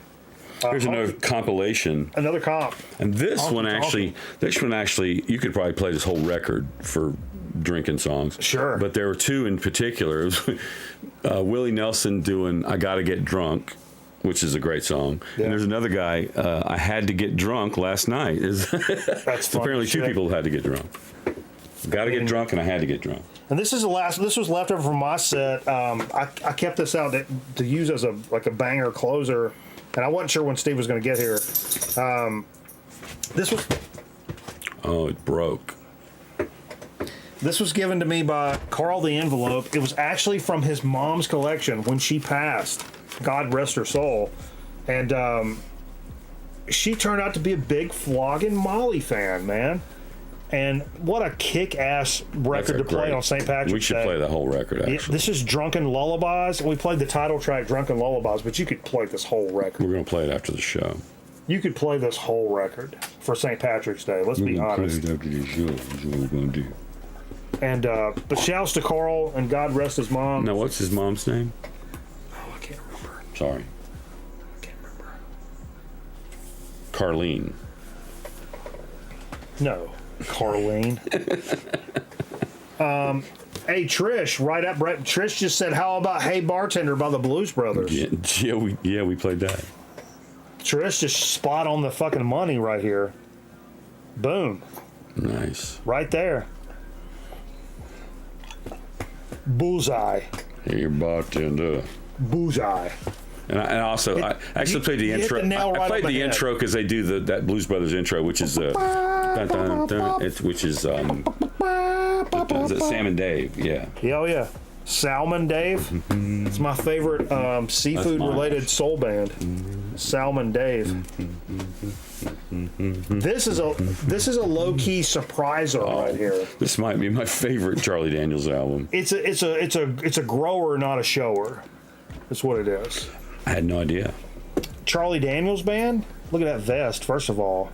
This guy fucks. 100%. This might be like 74, maybe. Because, Charlie Daniels, when Million Mile whatever came out, which has Devil Went Down in Georgia. Yeah. Which is a great album. It's jazzy. It's not by Charlie Daniels. It's jazzy. It's cool. That's the year I was born. Full Moon Fever came out after that. That was pretty good.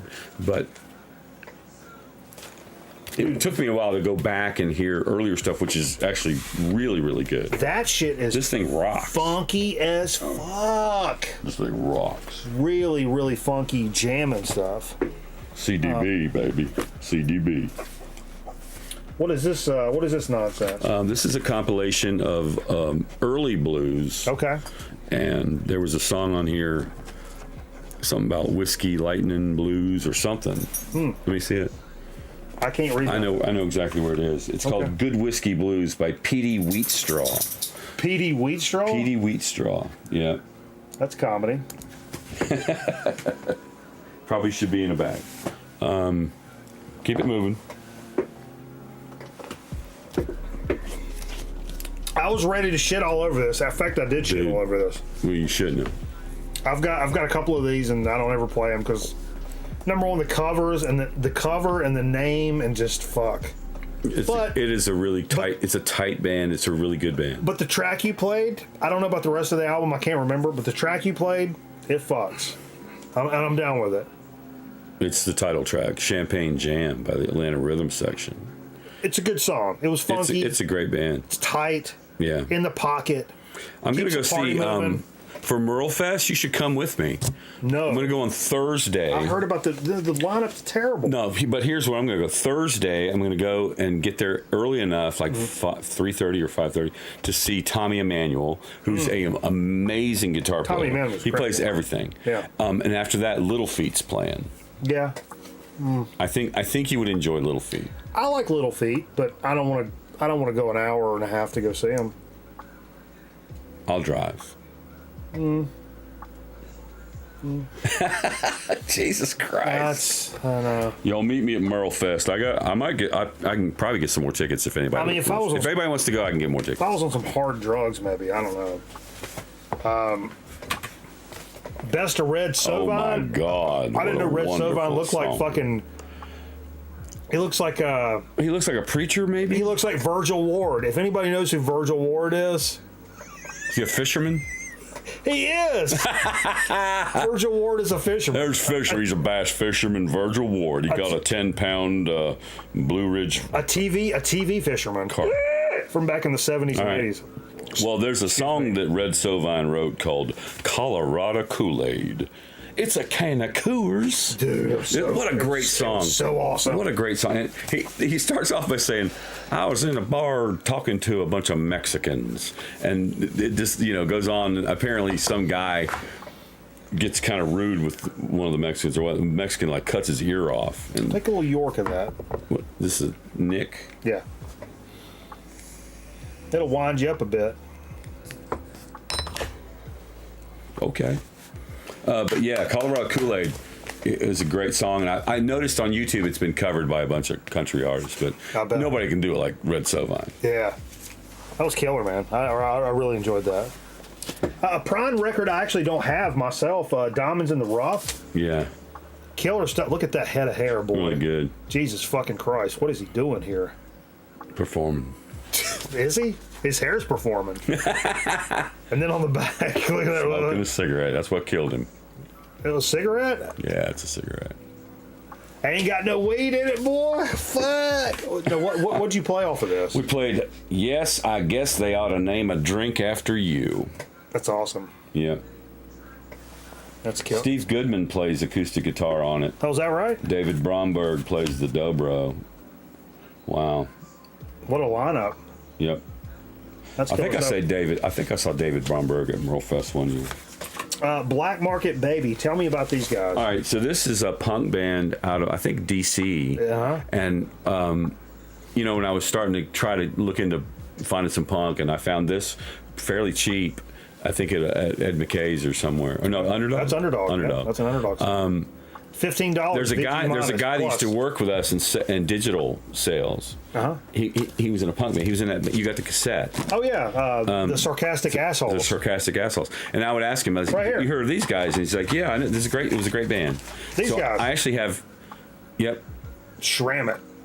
And I actually have two. Records. I have two Black Market Baby albums now. So I think I got another one when I was in D.C. when I was with Scotty. Nice. Yeah.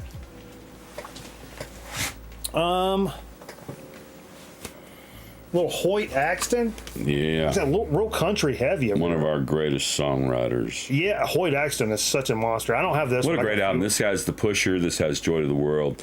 And this also has... He wrote so many great albums. What was the one we heard? It was... he wrote so many great records. So many great songs. What the fuck did we hear? It's definitely a merkin on his head. The Pusher. I used to play The Pusher when I was first performing with my acoustic guitar. Lightning Bar Blues. Nice. 22 highballing hits. This is a great trucker comp. This is one of my trucker comps. We're big on trucker comps around these parts, great. baby. Some of the best bang for the buck. No, it's a GRT. GRT. But the one this was one of my favorites that I discovered that I didn't even know I had. Where the fuck is it? Didn't Hoyt Axton write Ma Sharona? Metal Theologian says. I don't think so. I don't know about that. Did he? It's possible. What the he fuck wrote did we so many hear? songs. Which one do you rock? It was White Lightning Express. White Lightning Express by Roy Drewski. And in that song, I think it's kind of like 13th Floor Elevators, where somebody was like playing with their mouth. It's like, well, the 13th Floor guy's on a jug. Yeah. That was so funny. Metal Theologian said, I just made that up. Congratulations, you're officially the new Jay. What did Jay say tonight? You're Dolores O'Riordan from the Cranberries died. And I was like, oh, fuck, man, for real? And then Steve was like, man, she died like 3 or 4 years ago. And I'm like... and then I was like, oh, yeah, now I remember. So I finished it off with Where We Began, which was a Van Halen song. This is Take Your Whiskey Home, which it's that one. It's like, I think that you're headed for a whole lot of trouble. Yeah. Good stuff. I've always been envious of that thing he does that he can't do anymore. That it's like a draw or something. Yeah. But you thought you were done, and then you found one record kind of dilly-daggling around here. Oh, yeah, I forgot. It was like in the wrong bag or something. But it's the Merle Haggard Greatest Hits album. Original shrink wrap. Look, first of all, let's just take a moment. Can we just take a moment? That's like my Uncle Bill. It looks like everybody's Uncle Bill. That's Uncle Bill. That is officially everybody's Uncle Bill. Bill Jones. Oh, BJ? I think I'll just stay here and drink. Fucking A, I will. I'll stay here and drink until they fucking drag me out. I was hoping I had last night. The bottle let me down, and I know I have it. I know I have Elvis Costello singing it, because when he did the Trust album, I was really confused because I thought Trust was like a punk thing, but I think there's a band called Trust that for some reason looks like Elvis Costello. Maybe there is, but the Trust album is like country. It's all songs from Nashville. It's like a cover album of Nashville, and he went on later in life to do a whole Nashville thing. Like he's closer to doing that lately, basically. I hear you. But this is a really good album. You're a really good album, Steve. He looks like the uncle that the rest of your family doesn't want to go admit is gay. Yeah, there's another drinking song, Misery and Gin, on here. Should have probably played that because I was drinking gin. You took a shot of gin, which I'm still took 2 shots of gin. I'm still not in favor of that. That was what we played. What a fucking epic set. I had a really, really, really good time playing this set tonight. And some Sour Patch Kids. Oh, I'm okay. You sure? No, I'm not a candy guy. But that was a lot. Thank you, Trish. Remember to hit the thumbs up. And she's right, folks, because the more people hit the thumbs up, the more it gets pumped up into the algorithm. So maybe some people that don't know what the fuck Growman Record algorithm can stumble onto this show and become like, hey, some people are like, you guys are stupid. I'm not watching this. But other people are like, I don't know, man. These kind of seem like my people. Hit the thumbs up. It would be great to have a drummer in your band who looks like Al Gore. You call him Algorithm. That could be quote of the night. I'm kind of waiting on it for now, though. I got to write that one down too. Hold on. Algorithm. We're gonna play some marbles right now, though. Yeah. But what we're gonna do in traditional record night fashion, I'm gonna hit race. You guys do an exclamation point vote in the number of the track you want to run, and in the meantime, I'm gonna pee into the toilet, or as close as I can possibly get. I'm gonna try to stand up without peeing. I might pee when I stand up. When I stand. I've been holding this for so long. Oh, my dick and my balls. Tell a story, Steve.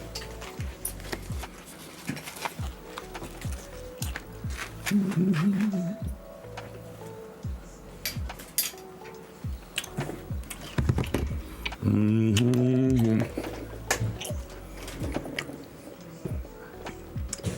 I don't have a story. Just talk amongst yourselves. I am going to see a play tomorrow. My daughter is either assistant stage manager or stage manager for the Reynolds Coliseum, the Reynolds Auditorium, which is this historic auditorium where Houdini performed, and REM played their first concert ever. It's a really cool.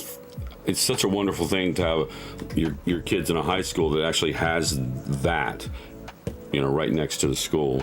They had to donate it to the county though because they did a major renovation, but they needed county money to do it, and they kind of took it over. But it's still the main. Reynolds High School is still the main benefactor of that theater.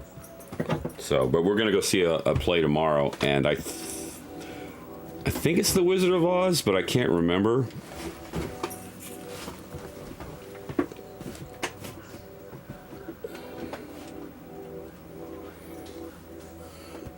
But I don't know if you probably noticed by now, but Tink really likes me. I think most dogs really like me. I have some kind of a magnetism to these canines. I think maybe in a past life I maybe was a dog.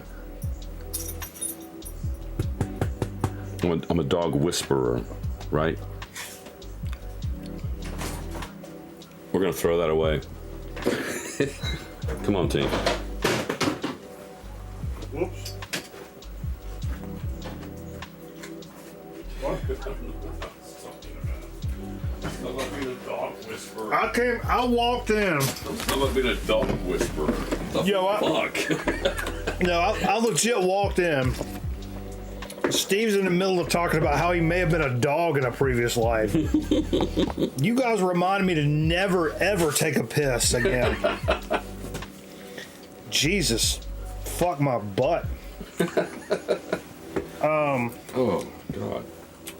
Did they vote? Yeah, let's see what won.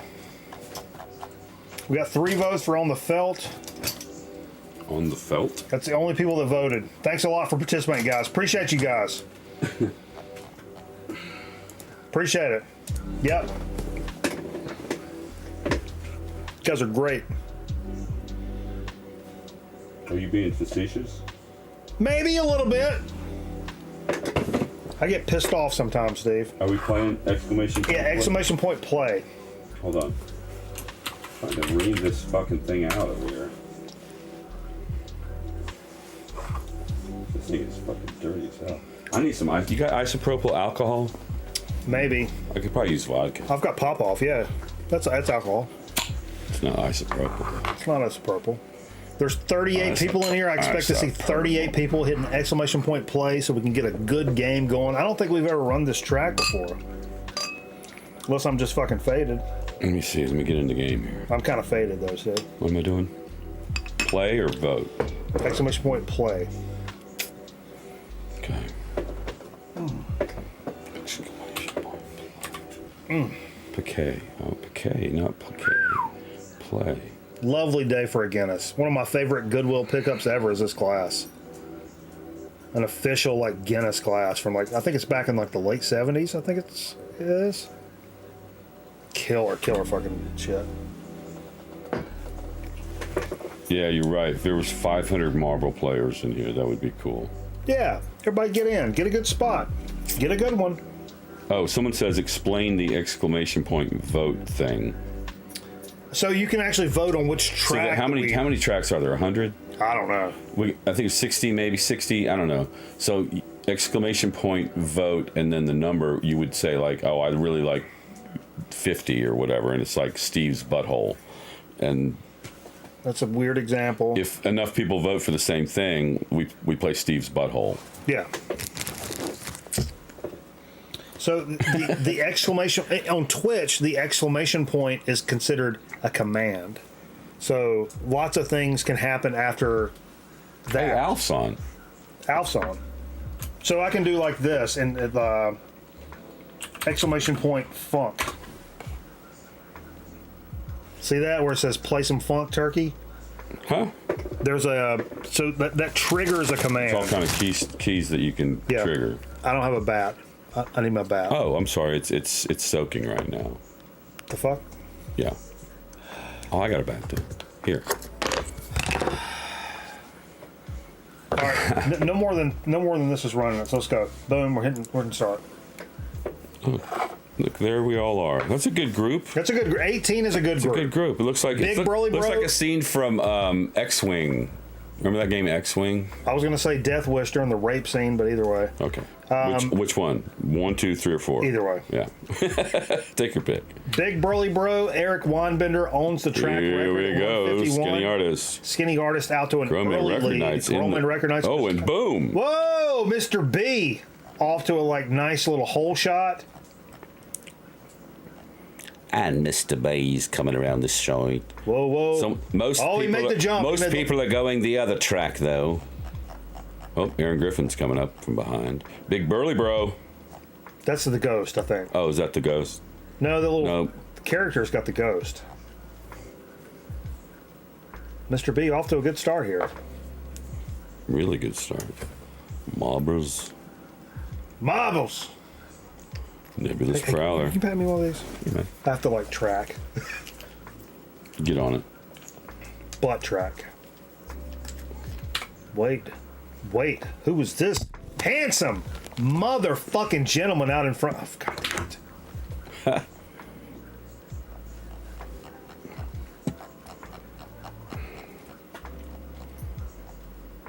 He's still in the lead. Still in the lead, folks. Mr. B. Looks like we're coming down here. This is a nice long course.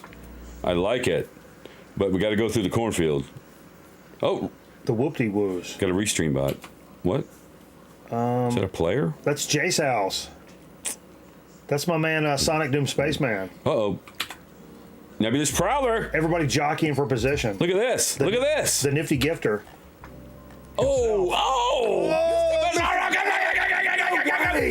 No way. What a great ending. No way. What a great ending. No way. No way, son. No way. Let's wait for the official word. Holy shit. That was like Daytona when fucking Earnhardt died. Hit the wall. Yeah, he hit the wall. Nebulous Prowler hit the wall. I have that on tape, by the way. Do you really? Yeah. When fucking Earnhardt died? I have it on VHS? No, I have it on beta. Really? Yeah. We got to use that for something. It's probably owned by NBC, but I seen where he's really died, where he really buried. Hey, congratulations, Mr. Bizarre. Let's see what the official. Oh, that's a track record, son. Let's give it up for Mr. B. That's 145. The former track record for the Grown Record Nut community is 151. Slashed it by over 5 seconds. Okay, so speaking of sports. Holy shit, ball. Speaking of sports. Good run, bro. Speaking of sports. Yep. Isn't there a bracket? Sports. Isn't there a GMNR?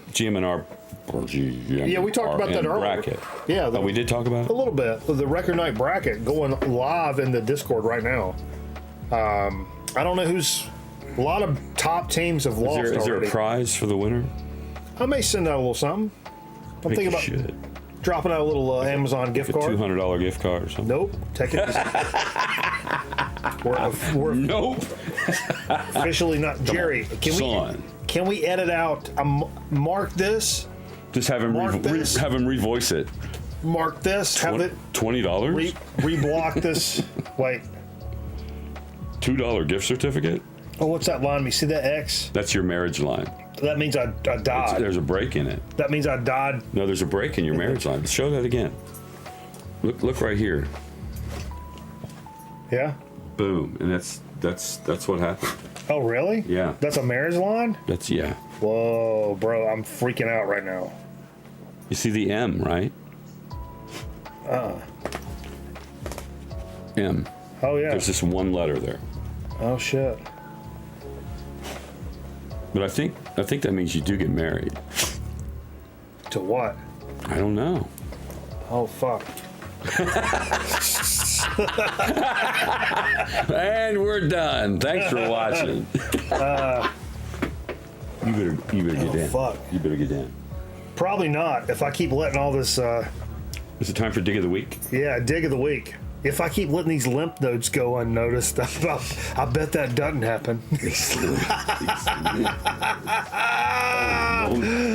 No. Lymphoma. Off. Not a laughing matter at all, unless you're unless it's a cancer with clown with cancer. Clowns with cancer is probably pretty funny. Clowns with cancer. That's my new punk band You're right, name. Mike. I actually had a bunch, and I still think there's more. Sure. Sure. Because I thought I only had 2 records. We lost 10 viewers in the last 4 minutes. I'm sorry. I'm pissed off already. Did you show the dig of the week graphic? I did. Since I talked about it already, I'll just start with this is probably my favorite They Might Be Giants record. It came out after Flood. I think the year after. I thought it came out actually before, but when I was looking at the lineup, it actually was after. But it looks like it has a lot of songs, right? You see, because they always have a lot of songs, but it actually has a song on here that has a lot of songs, and it's called Fingertips. And actually when they did the concert in Raleigh, they opened with Fingertips, and it's actually a compilation of, I don't know, 30 songs that are from one song is a compilation? They're from 6 seconds to, there's one that's 30 seconds long. That's the only one. The others are 12 seconds or 8 seconds. It's these little ideas, I guess they had. It's kind of, I guess if you called Dial a Song, you would get maybe an idea like one of those. Sure. They're throwaways or whatever, but it was, it's really, really cool. That's funny. And it was my daughter's favorite song because one of the songs is just them going, fingertips, fingertips. That's why I like They Might Be Johnsons. They're just funny. So they'd be like, Daddy, put on fingertips. and a lot of bands try to be funny, but they're actually funny. Yeah. And I hate to say, Dave Grohl, he's funny. But these guys are really smart. I don't know. Big Business. We talked about it. And funny I have guy. video of them. I wish I had shot them actually recording it backwards. They recorded a song backwards, and then before they came out for the second set, they played the video of them recording it backwards, and it was the song in forward. That's pretty crazy. Mind blowing. So. Hell yeah. And I don't think I showed this. We talked about it, and you asked me a question about Iggy Pop. We did. We played it. We played this? Yeah, it's fantastic. Okay. That's why I was so fucking keyed in on this. Okay, so I'm not. And I made a mistake on it. It's his most recent album. It's called Every Loser. Yeah, based on that, I made a mistake. I love it. I love that other people forget everything that happens here on the show. Maybe I showed all these. I don't know. Probably. You want me? Won't you show? I think you did. Well, some of these are still sealed. Did I show the Soft Bulletin Companion? Did I? Where'd I get this? So there was a bunch of records I got at King, and that 50% off. He was getting rid of a shit. That's where I got all my shit from. So I think these are the records I got from there. So I got this Soft Bulletin Companion LP, Dead Boys, which is one of the bands that Jim sound for. I've been after this one from Cleveland, I think. What was the one you was on to do some trading for? Oh, hold on now. I didn't even pop the seal on this yet. Oh, we got to play that tonight. Tommy Bolin, Energy 2? Let's see. I don't know shit about this record, to be honest. I don't either. Dude, that's so funny because all my digs come from that. And this one, not all of them. never before released, long lost 1984 sessions from LA punk rock supergroup featuring Gun Club's Jeffrey Lee Pierce and Blasters Dave Allen. It's called Soul Suckers on Parade. I saw it up there. I actually considered that, but I didn't really know much about it. Well, I have a couple. I have a couple of the Blasters albums, and I like it. Oh yeah, I like the Blasters. Kind of rockabilly shit. Yeah. So yeah, I'm eager to pop the seal on that. That's so funny. And since you started on this, okay. So you brought that brand new.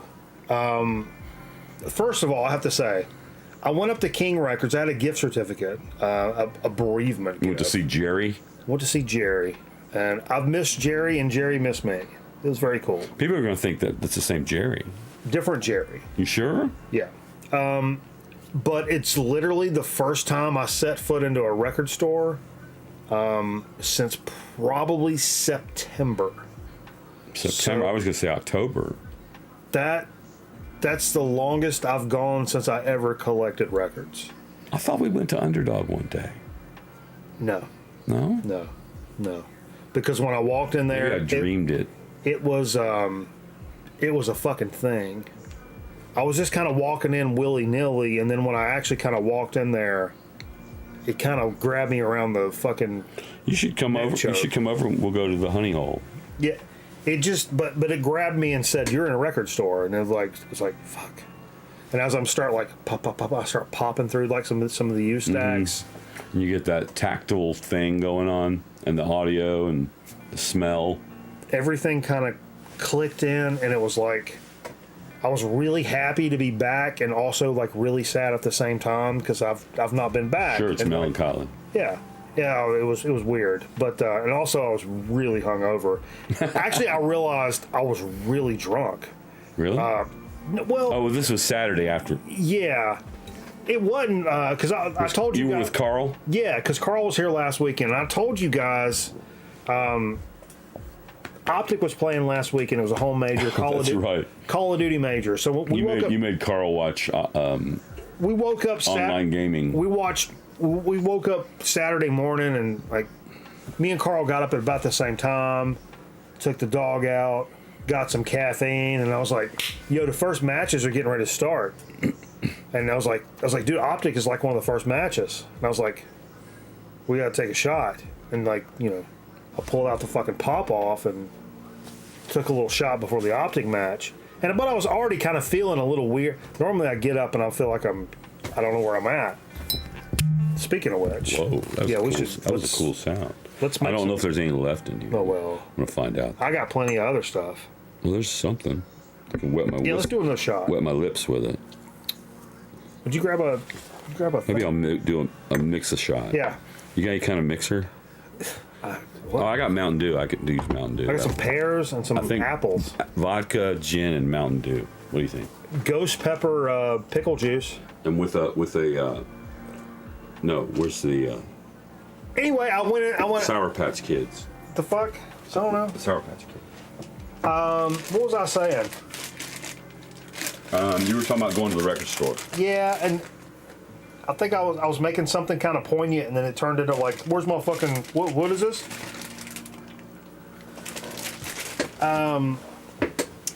So I was in. No, I know what I was saying. So I took that shot. We watched a couple of matches, and then me and Carl were like, "Yo, let's go get some fucking Mexican food, right?" So me and Carl go to my favorite Mexican joint, right? And I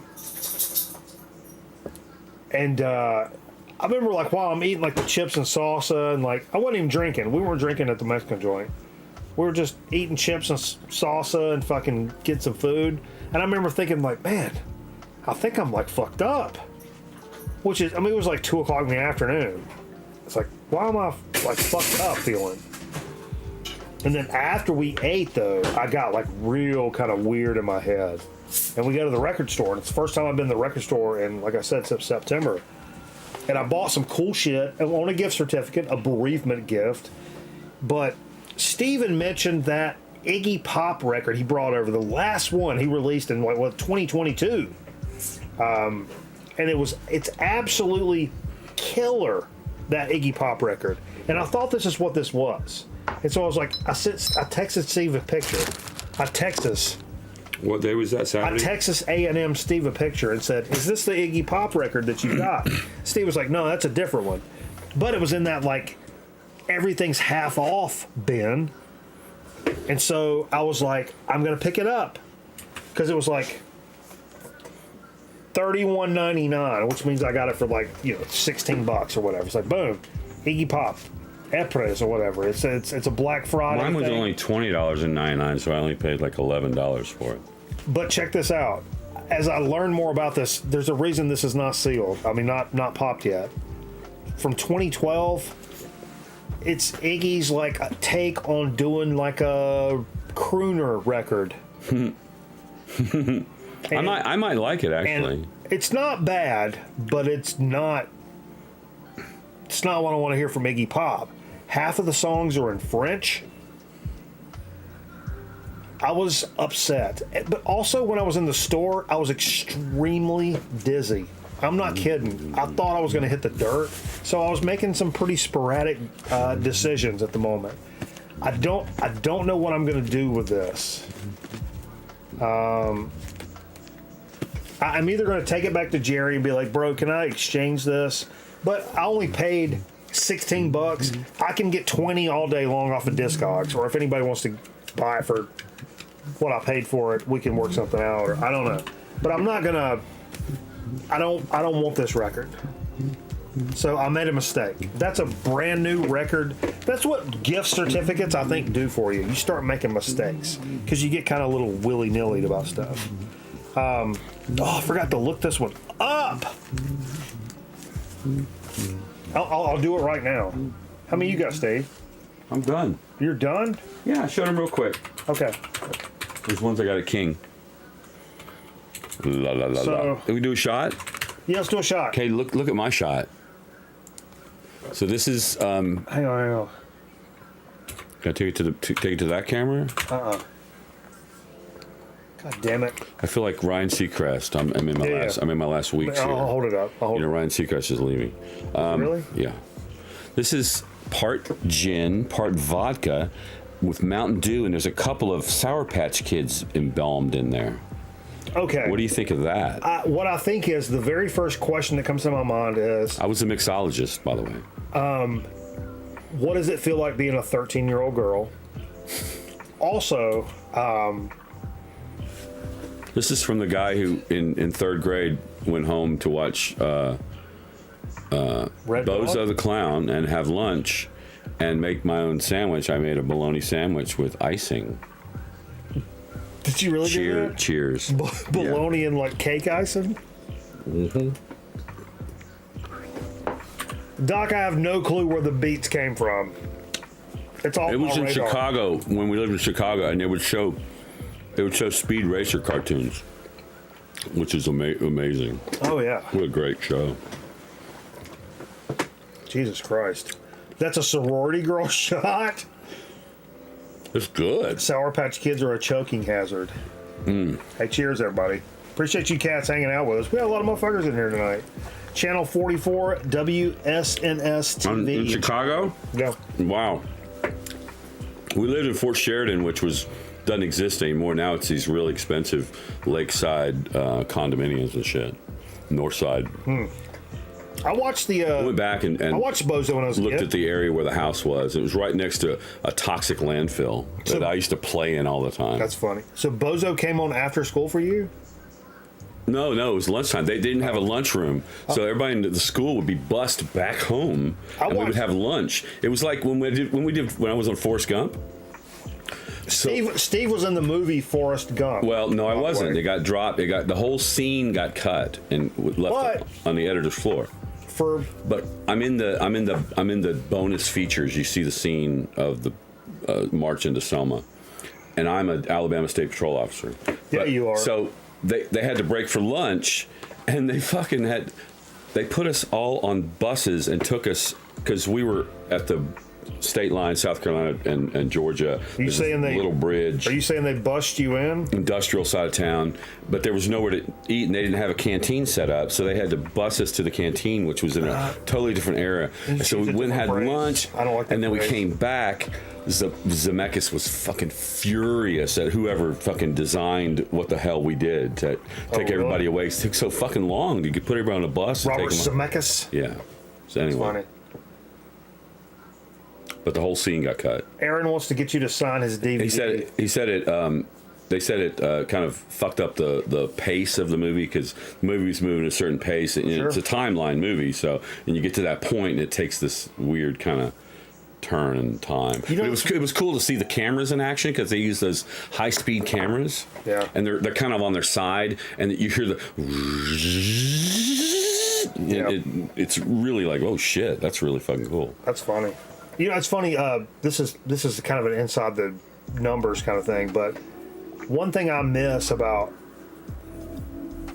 and I kind of do it some now, it's like editing things that are like news stories versus editing commercials, which is a whole different bag of beans. Well, you're doing a show for like a theater, right? Yeah, about Frozen, the musical, but like a 30-minute show. But the one thing I miss about editing like news packages, it's the reason I miss it is because it's one of the things I'm good at. I'm like, and people tell me, and I actually recognize it. Like, I'm actually good at that. It's pacing, because you mentioned pacing in like a news story or a documentary style thing. You're good. Your timing is good. My timing is good. The way that your timing is good here. The way that things are paced out and the da-da-da. And you don't really get to utilize that skill in making commercials.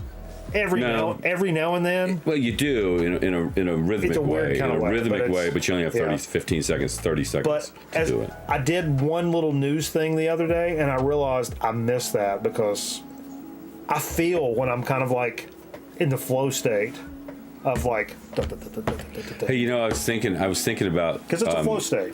Calling my attorney because I see during the NCAA tournament there's these commercials for Jack's Link's beef jerky or whatever, and it's that one with a Sasquatch, and the guys in the bathroom. I guess it's at a basketball venue. B-ball. And you see his feet, but then you see like these real fuzzy feet right behind him, and it pulls back, and it's fucking Sasquatch. You've seen these Jack Links, whatever, when they Sasquatch. Oops. And but then he like turns around and takes a piss, but they digitize out the pee stream. It's this massive pee stream. And I was like, that's fucking mine. They stole that. That's pee fever. Up.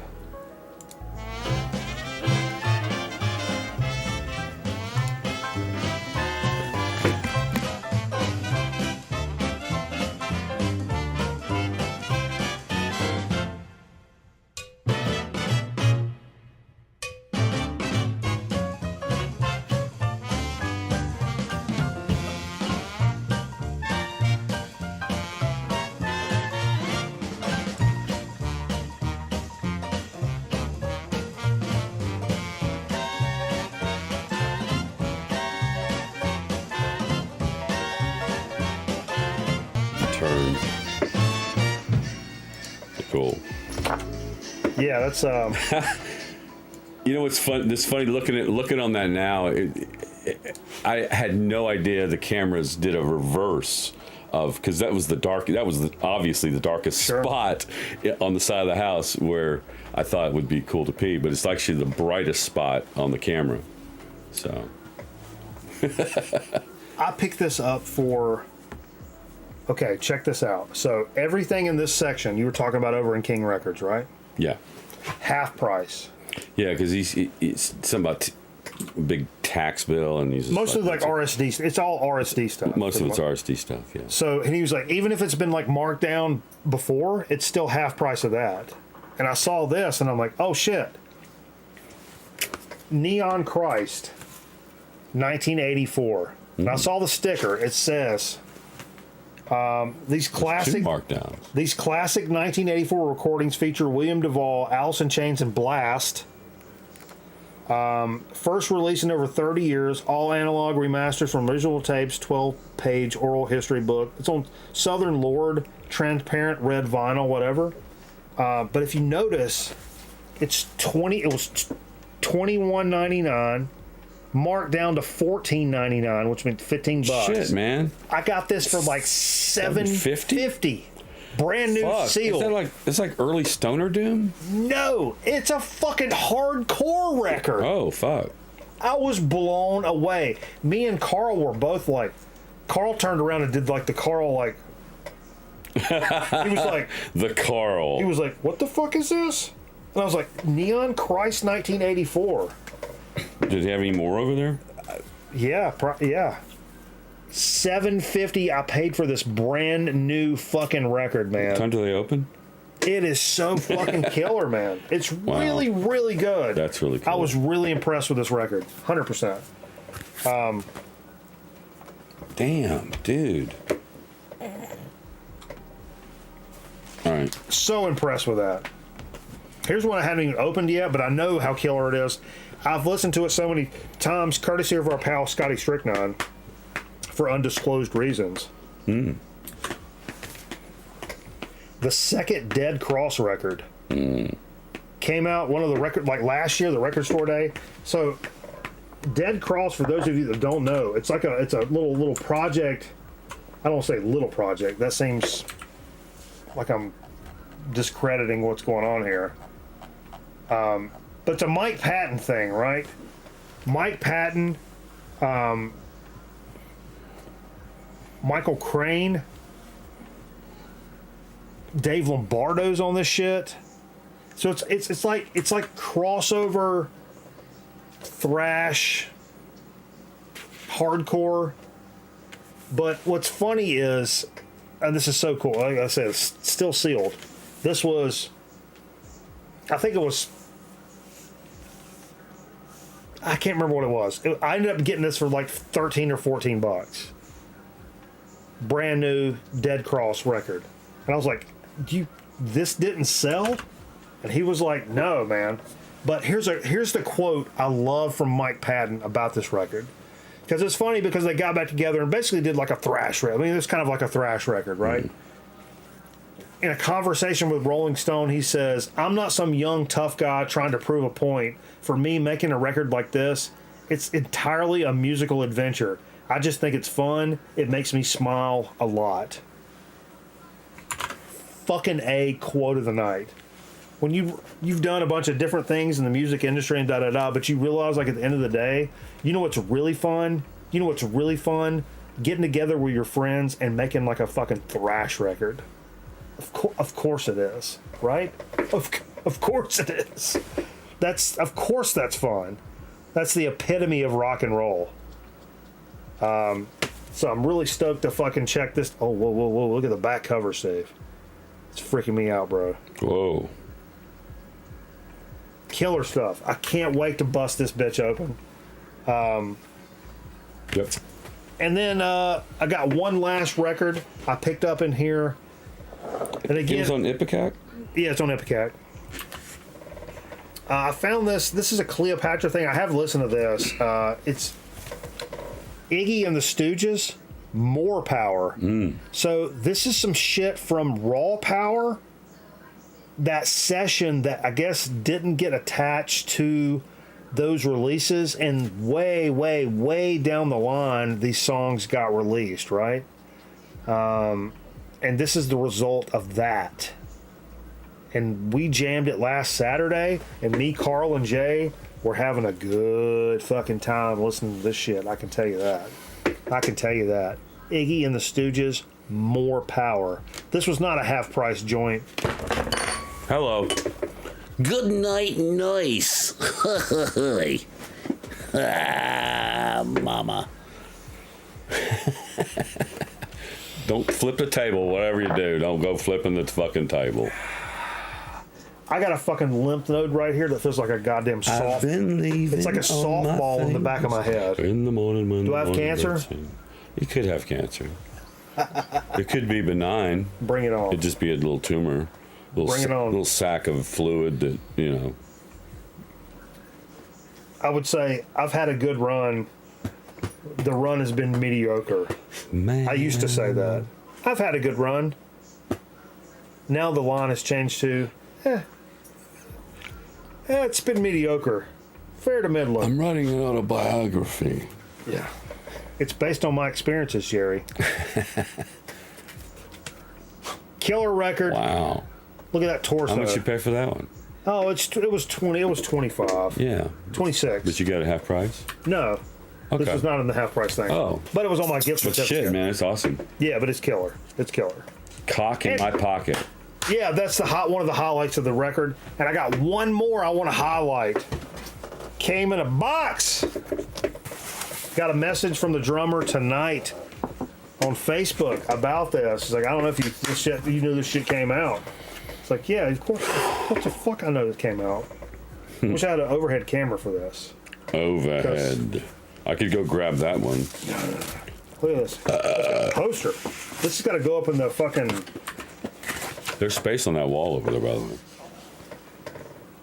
Holy Rollers. Oh shit! This is Jay Overtory's thing. Yeah, and Jay was Fuck. In the chat earlier. We got a poster coming here. We got some stickers from Holy Roller. If you're into Stoner Doom stuff, this is the guy that used to play in. No, you leave that alone. Leave that alone. Used to play in the Favelas with me. Come here. There's a Black Doomba Records, which is look how cool that is. That's the label they're on. And it says, "Hey, thank you for your order. Enjoy Holy Roller, Tommy." Like signed officially on the back. I think Tommy runs Black Doomba. Another sticker, Black Doomba record sticker. Man, I love a label that sends some shit like this. Tommy Stewart, Direwolf. That's pretty fucking cool. Another little Holy Roller sticker. That's really cool, man. And then the coup de grace, and I really appreciate the fact that they put the record on the back of this, like outside of the sleeve to ship it. Holy Rollers, swimming witches, not swimming with, swimming witches. That's numero uno coming off of the turntable. Hell yeah. Take a two-shot. Look at this watch. Look at this watch. Take a two-shot while you do that. No. Look at this watch. It can be. Oh, wow. That's beautiful. Beautiful. Who Hey, Jay's still here. What's up, Jay? Who pressed it? I don't know who placed in Czechoslovakia, didn't it, Jay? Is there some in Jamestown? No, that's a label, not a plant. Oh. Trying to get the failing. Beautiful. That's a cool label, too. Absolutely beautiful. Everything's cool about that. Was this a crowdfunding thing? No. Oh. No. Black Doomba Records. So Black Doomba Records. Doomba. So, are they on Bandcamp? I feel like they're making. Can you order it through Bandcamp or? Yeah, it's on Bandcamp. So go to camera 2 or camera 1 actually. Oh shit! So here's how you can vote for Jay Overtory. You can go onto Bandcamp or wherever you can find Black Doom Bear. What? But no, Black Doomba Records. I was like, Yo, it looks like bear. You good, fam? BlackDoomBearChords.com or .co. Why don't we take a lap? I'll do one with you. Anyway, Holy Roller, buy the record. I can't wait to check this. I mean, I've already heard the test press from Jay, but holy shit. It's a monster. Go get it. If you like guys like this, if you like sleep or shit like that, go buy this record. And it's a fucking homie. It's a record night homie. It's a beyond. There was another local release today. And I pre-ordered it, but I was hoping I could go pick it up because it's Benji Johnson at BJ? Earth Tones. He made a record with Mike Watt, and the guitarist from what's that Japanese metal crazy band? I got 2 of their records now. Acid Mother's Temple. Yep. Really? So he was sent this stuff, like he was sent Mike Watt's part. This is all during pandemic. Mike Watt, Azuki, whatever his name is. Song says Steve didn't practice his lines. No, of course I didn't. And the drummer, who I can't remember who that was, but it was someone else, like really fucking cool. And that was the connection that Benji had. He knew the drummer guy, and they needed somebody to mix it. But when they sent it to him, he was like, I don't know what to do with this because the Suzuki guy's stuff was just so fucking out in left field. Yeah. So he asked Mike Watt. He started a conversation with Mike Watt. And he's like, he's like, hey, would you mind if let's go for chow.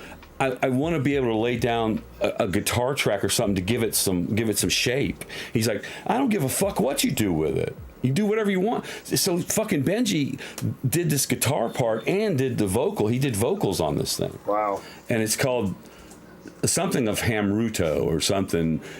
I would tell you about it if I had it in my fucking hand right now. But I called Benji this morning and I was like, hey, I know I pre-ordered this, but I thought if you have any of these right now, I'd love to have my hands on one because I could talk about it during the show we have, you know. But I lost a pack. Never got it. But I think it's going to arrive by the end of March. So fuck, I'm in line with everybody else. That's crazy though. But a track it's got Homeboy on it. Plus, so if you know Benji's the guy that recorded and mixed "This Is Our Home," that song I did for the station, and he did Uncle Watson's Widow. So. And then this has well as Eric Gales. And this has Mike Watt, the dude from the guy from Acid Mother's Temple. Jesus Christ, that's cool. It's like Scotty Irving, north of Hamlet or something. Has something to do with Hamlet. Fuck. Anyway, that's cool. I digress. Well, I can't wait to hear this. Yeah. That's going to be numero uno up on the Swimming Witches. El Table. But that's kind of what we had for DOT Dubs. What are we doing for Soda Speak and Chip Chat, Steve? I brought another classic, one of these twists on a classic.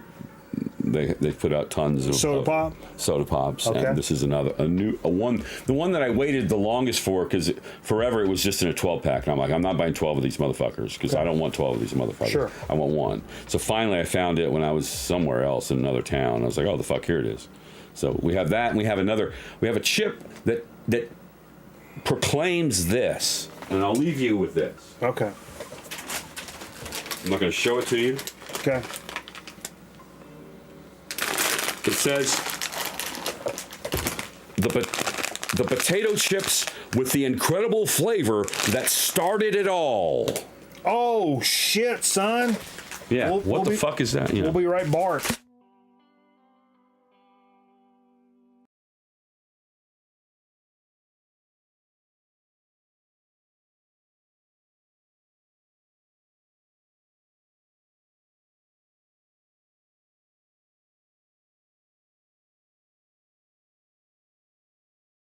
Grown Man Record ought to be back in a minute. Stick around.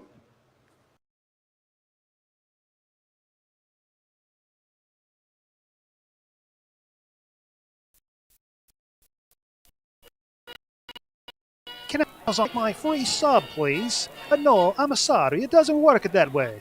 You take your Amazon Prime, you link your Twitch account, then you get one free subscription to your favorite Twitch channel, like a Grown Man Record Night. I like it at Mikey Bananas. He a funny guy and a good looking too. Jay, not so much. Oh, I understand. How about some free soup then? Link Amazon Prime to your Twitch account and subscribe to Grown Man Record Night for free. You gain access to sub badges and exclusive chat emotes. Subject to credit approval, void where prohibited by law. See Twitch Podcaster for complete details.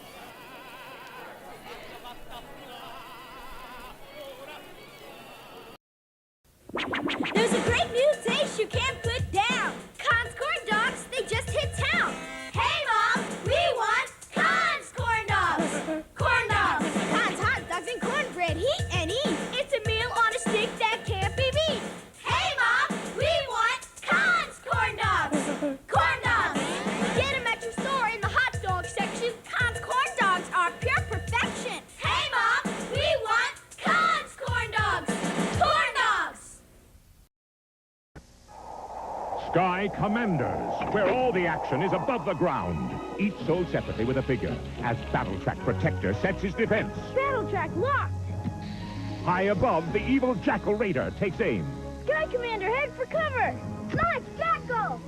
Miss me, Raider. Rapid deployment. Counterattack. Charge. Sky Commanders, protectors of the high frontier. Got him. Yeah. Battle Track Protector comes with everything seen here. Other vehicles sold separately. New from Kenner.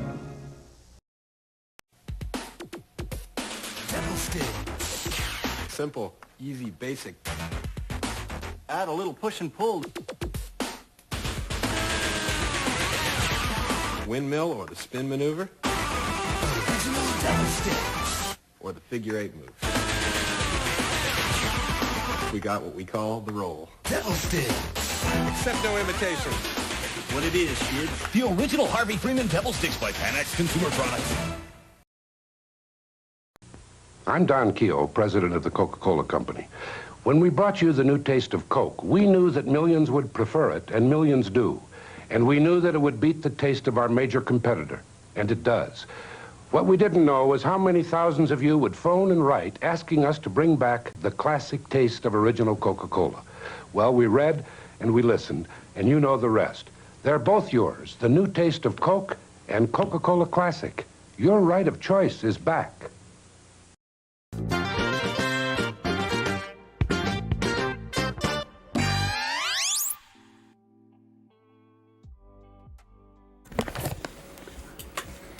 Okay, folks, thanks for staying with us here on a late night edition of Grown Man Record Night. Had a lot of fun tonight already, but the fun doesn't stop here. Yip, yip, yip. We got a lot of more fun coming. And some of that fun is contained inside of what we call a little so to speak.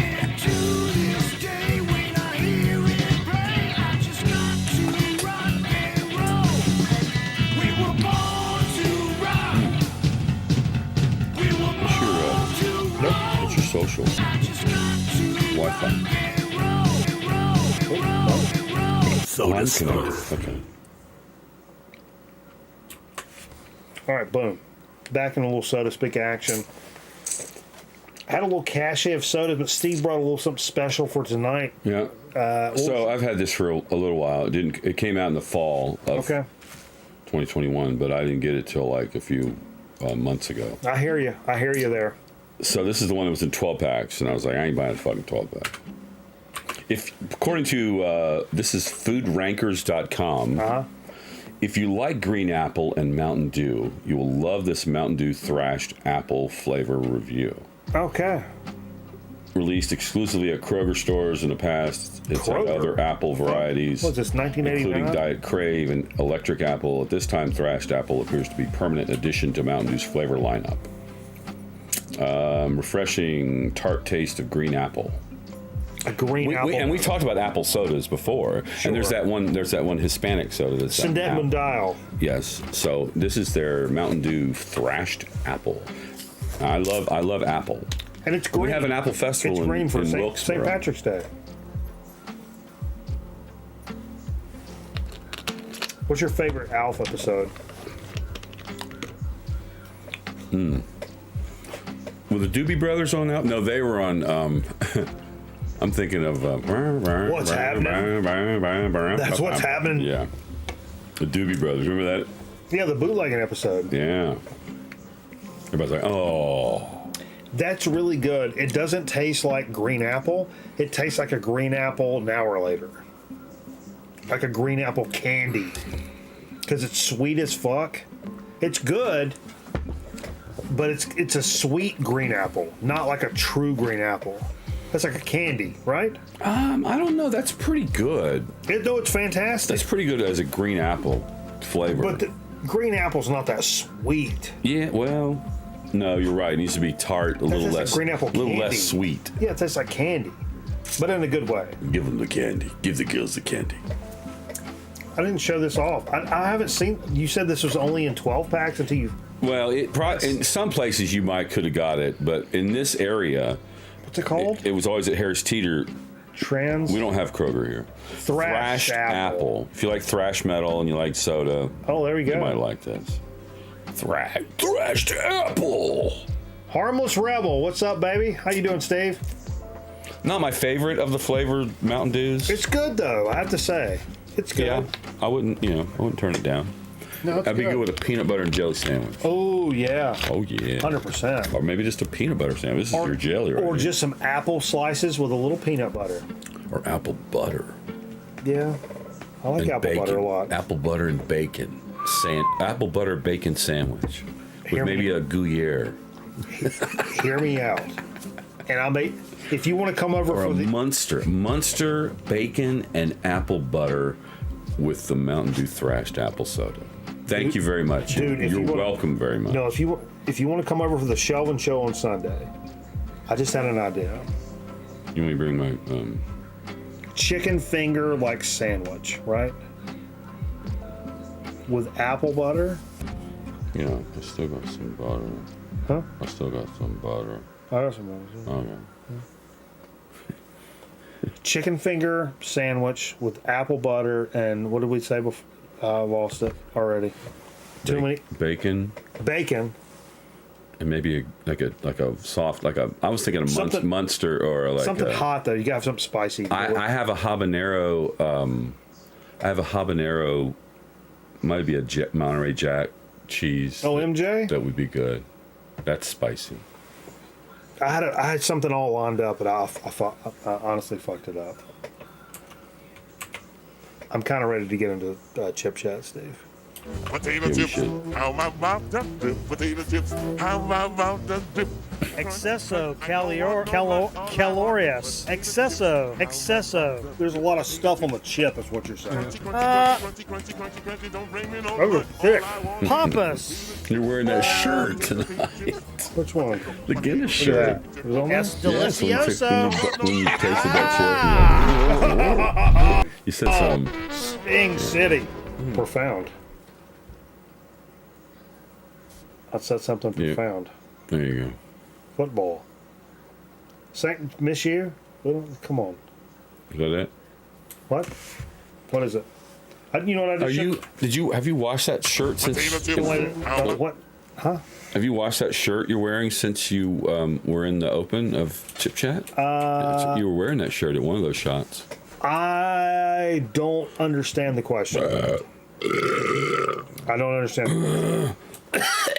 All right, so here's the chip I brought. Football town in America. You guys like hoops? I have so many bags of chips, and this one has a date of January 21st to 23. Okay. It does say bioengineered food. It's called the whole shebang. That's what hoops looks like. You ever seen hoops? Basketball. It's called the whole shebang.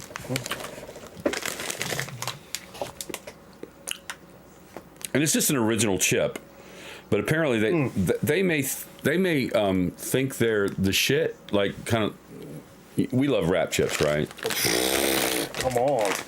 The potato chips with pause. The potato chips with the incredible flavor that started it all, as we talk. Sometimes going a little over the top is a good thing. In case of the whole shebang family of products, it's a very good thing.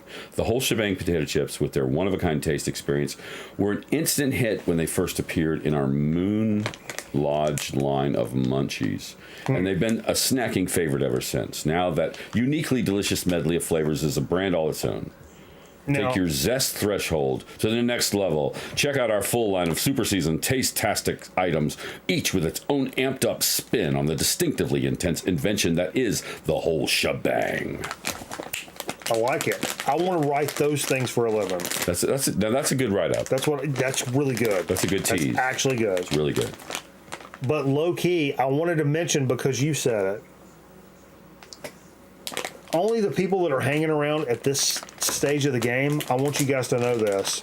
Originally, for the roulette portion of the where you can wager your Stream Elements channel points, it originally started out as wrap snacks. So it was, you have 249 wrap snacks. Oh, really? Yeah. Really? Yeah. Wasn't the brand wrap snack? Yeah. Oh. Yes. I did it in homage to this week. But at the last moment, I changed it to shrimp rings because it was more personal. Yeah. You know. All right, so there's something on these chips. It says original, but it doesn't say anything about a flavor. But it looks like there's something on here. It does. That's a combination. I've got thoughts, Steve. It's a barbecue. Mixed with salt and vinegar. It is good. It's very good. The chip is good, like the potato itself. It's barbecue mixed with salt and vinegar. 100%. And there's a lot of brands that do something like that. I think Lay's has that Canadian thing that has a lot. The voodoo chips. Voodoo chips do that. What are they called? No. The whole shebang. So they don't.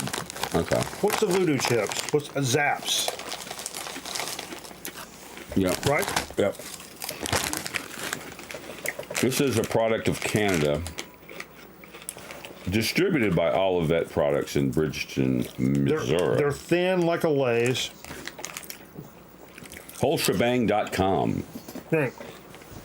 Contains bioengineered Right. food ingredients. Stinky. What are you eating? Hey. Shitball. Where's he? I dropped raisins back here. Where's You could she? die. What is she eating? There might be some weird shit back there. Yeah, I dropped raisins back here. That kills dogs. You don't drop grapes or raisins. Yeah, I do because I eat them sporadically. Whew. Football. You guys ever been to football town in America? NC State lost in the first round. I know I had them going past. That was my. I had them going pretty far. I didn't have 'em- It's always stupid to vote with your heart. I just had them going one round. I was like, oh, that'd be fun to like get into one game and cheer for NC State because I went to college there, and then. What do you think about UNC turning down an NIT invitation? I love it. It's like, nah, fuck off. This year's fucking chalked. Moving on. And when people say like, "Are you too good for that?" I think their star player has a busted ankle though, so they would be at a disadvantage. There's been times when people have asked me questions like that, like, "Oh, what, are you too good to come down here and hang out with us?" And my answer is yes. Is all this stuff from Holy Roller? Yeah. Jeez. Yes, actually, I'm too good to come hang out with you guys. Wow, look at all this fucking bonus shit you get. That's what I'm saying. Like a weed monster? WM? Oh, a dire wolf. It's a guy that... Oh. You don't have to go. Aaron had Purdue winning it all. Holy shit, Black Aaron. Doomba. Good Lord, son. Purdue winning it all? Sorry to hear that. That's Holy Roller. That's tough. Black Doomba Records. I appreciate you guys so fucking much, but we're not done. Who's Tommy? He owns Black Dimba. Okay. Runs Black Dimba. We're going to go back over to Twitch. But I'm afraid of Twitch, Steve. It's a different website I've never been on before. I don't understand how internet works. I'm sick of it, Steve.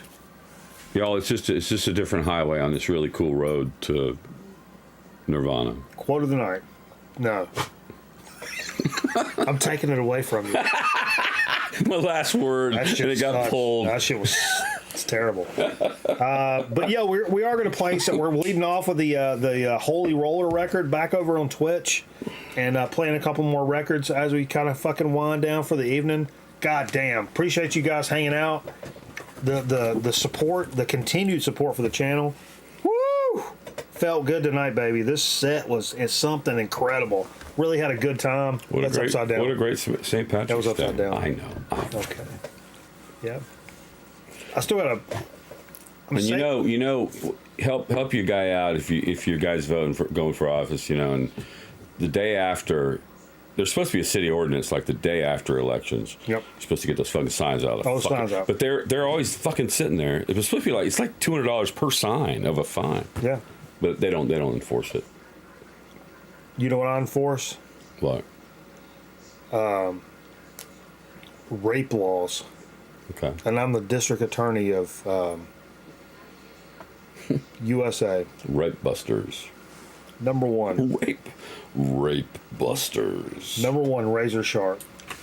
Football town in America.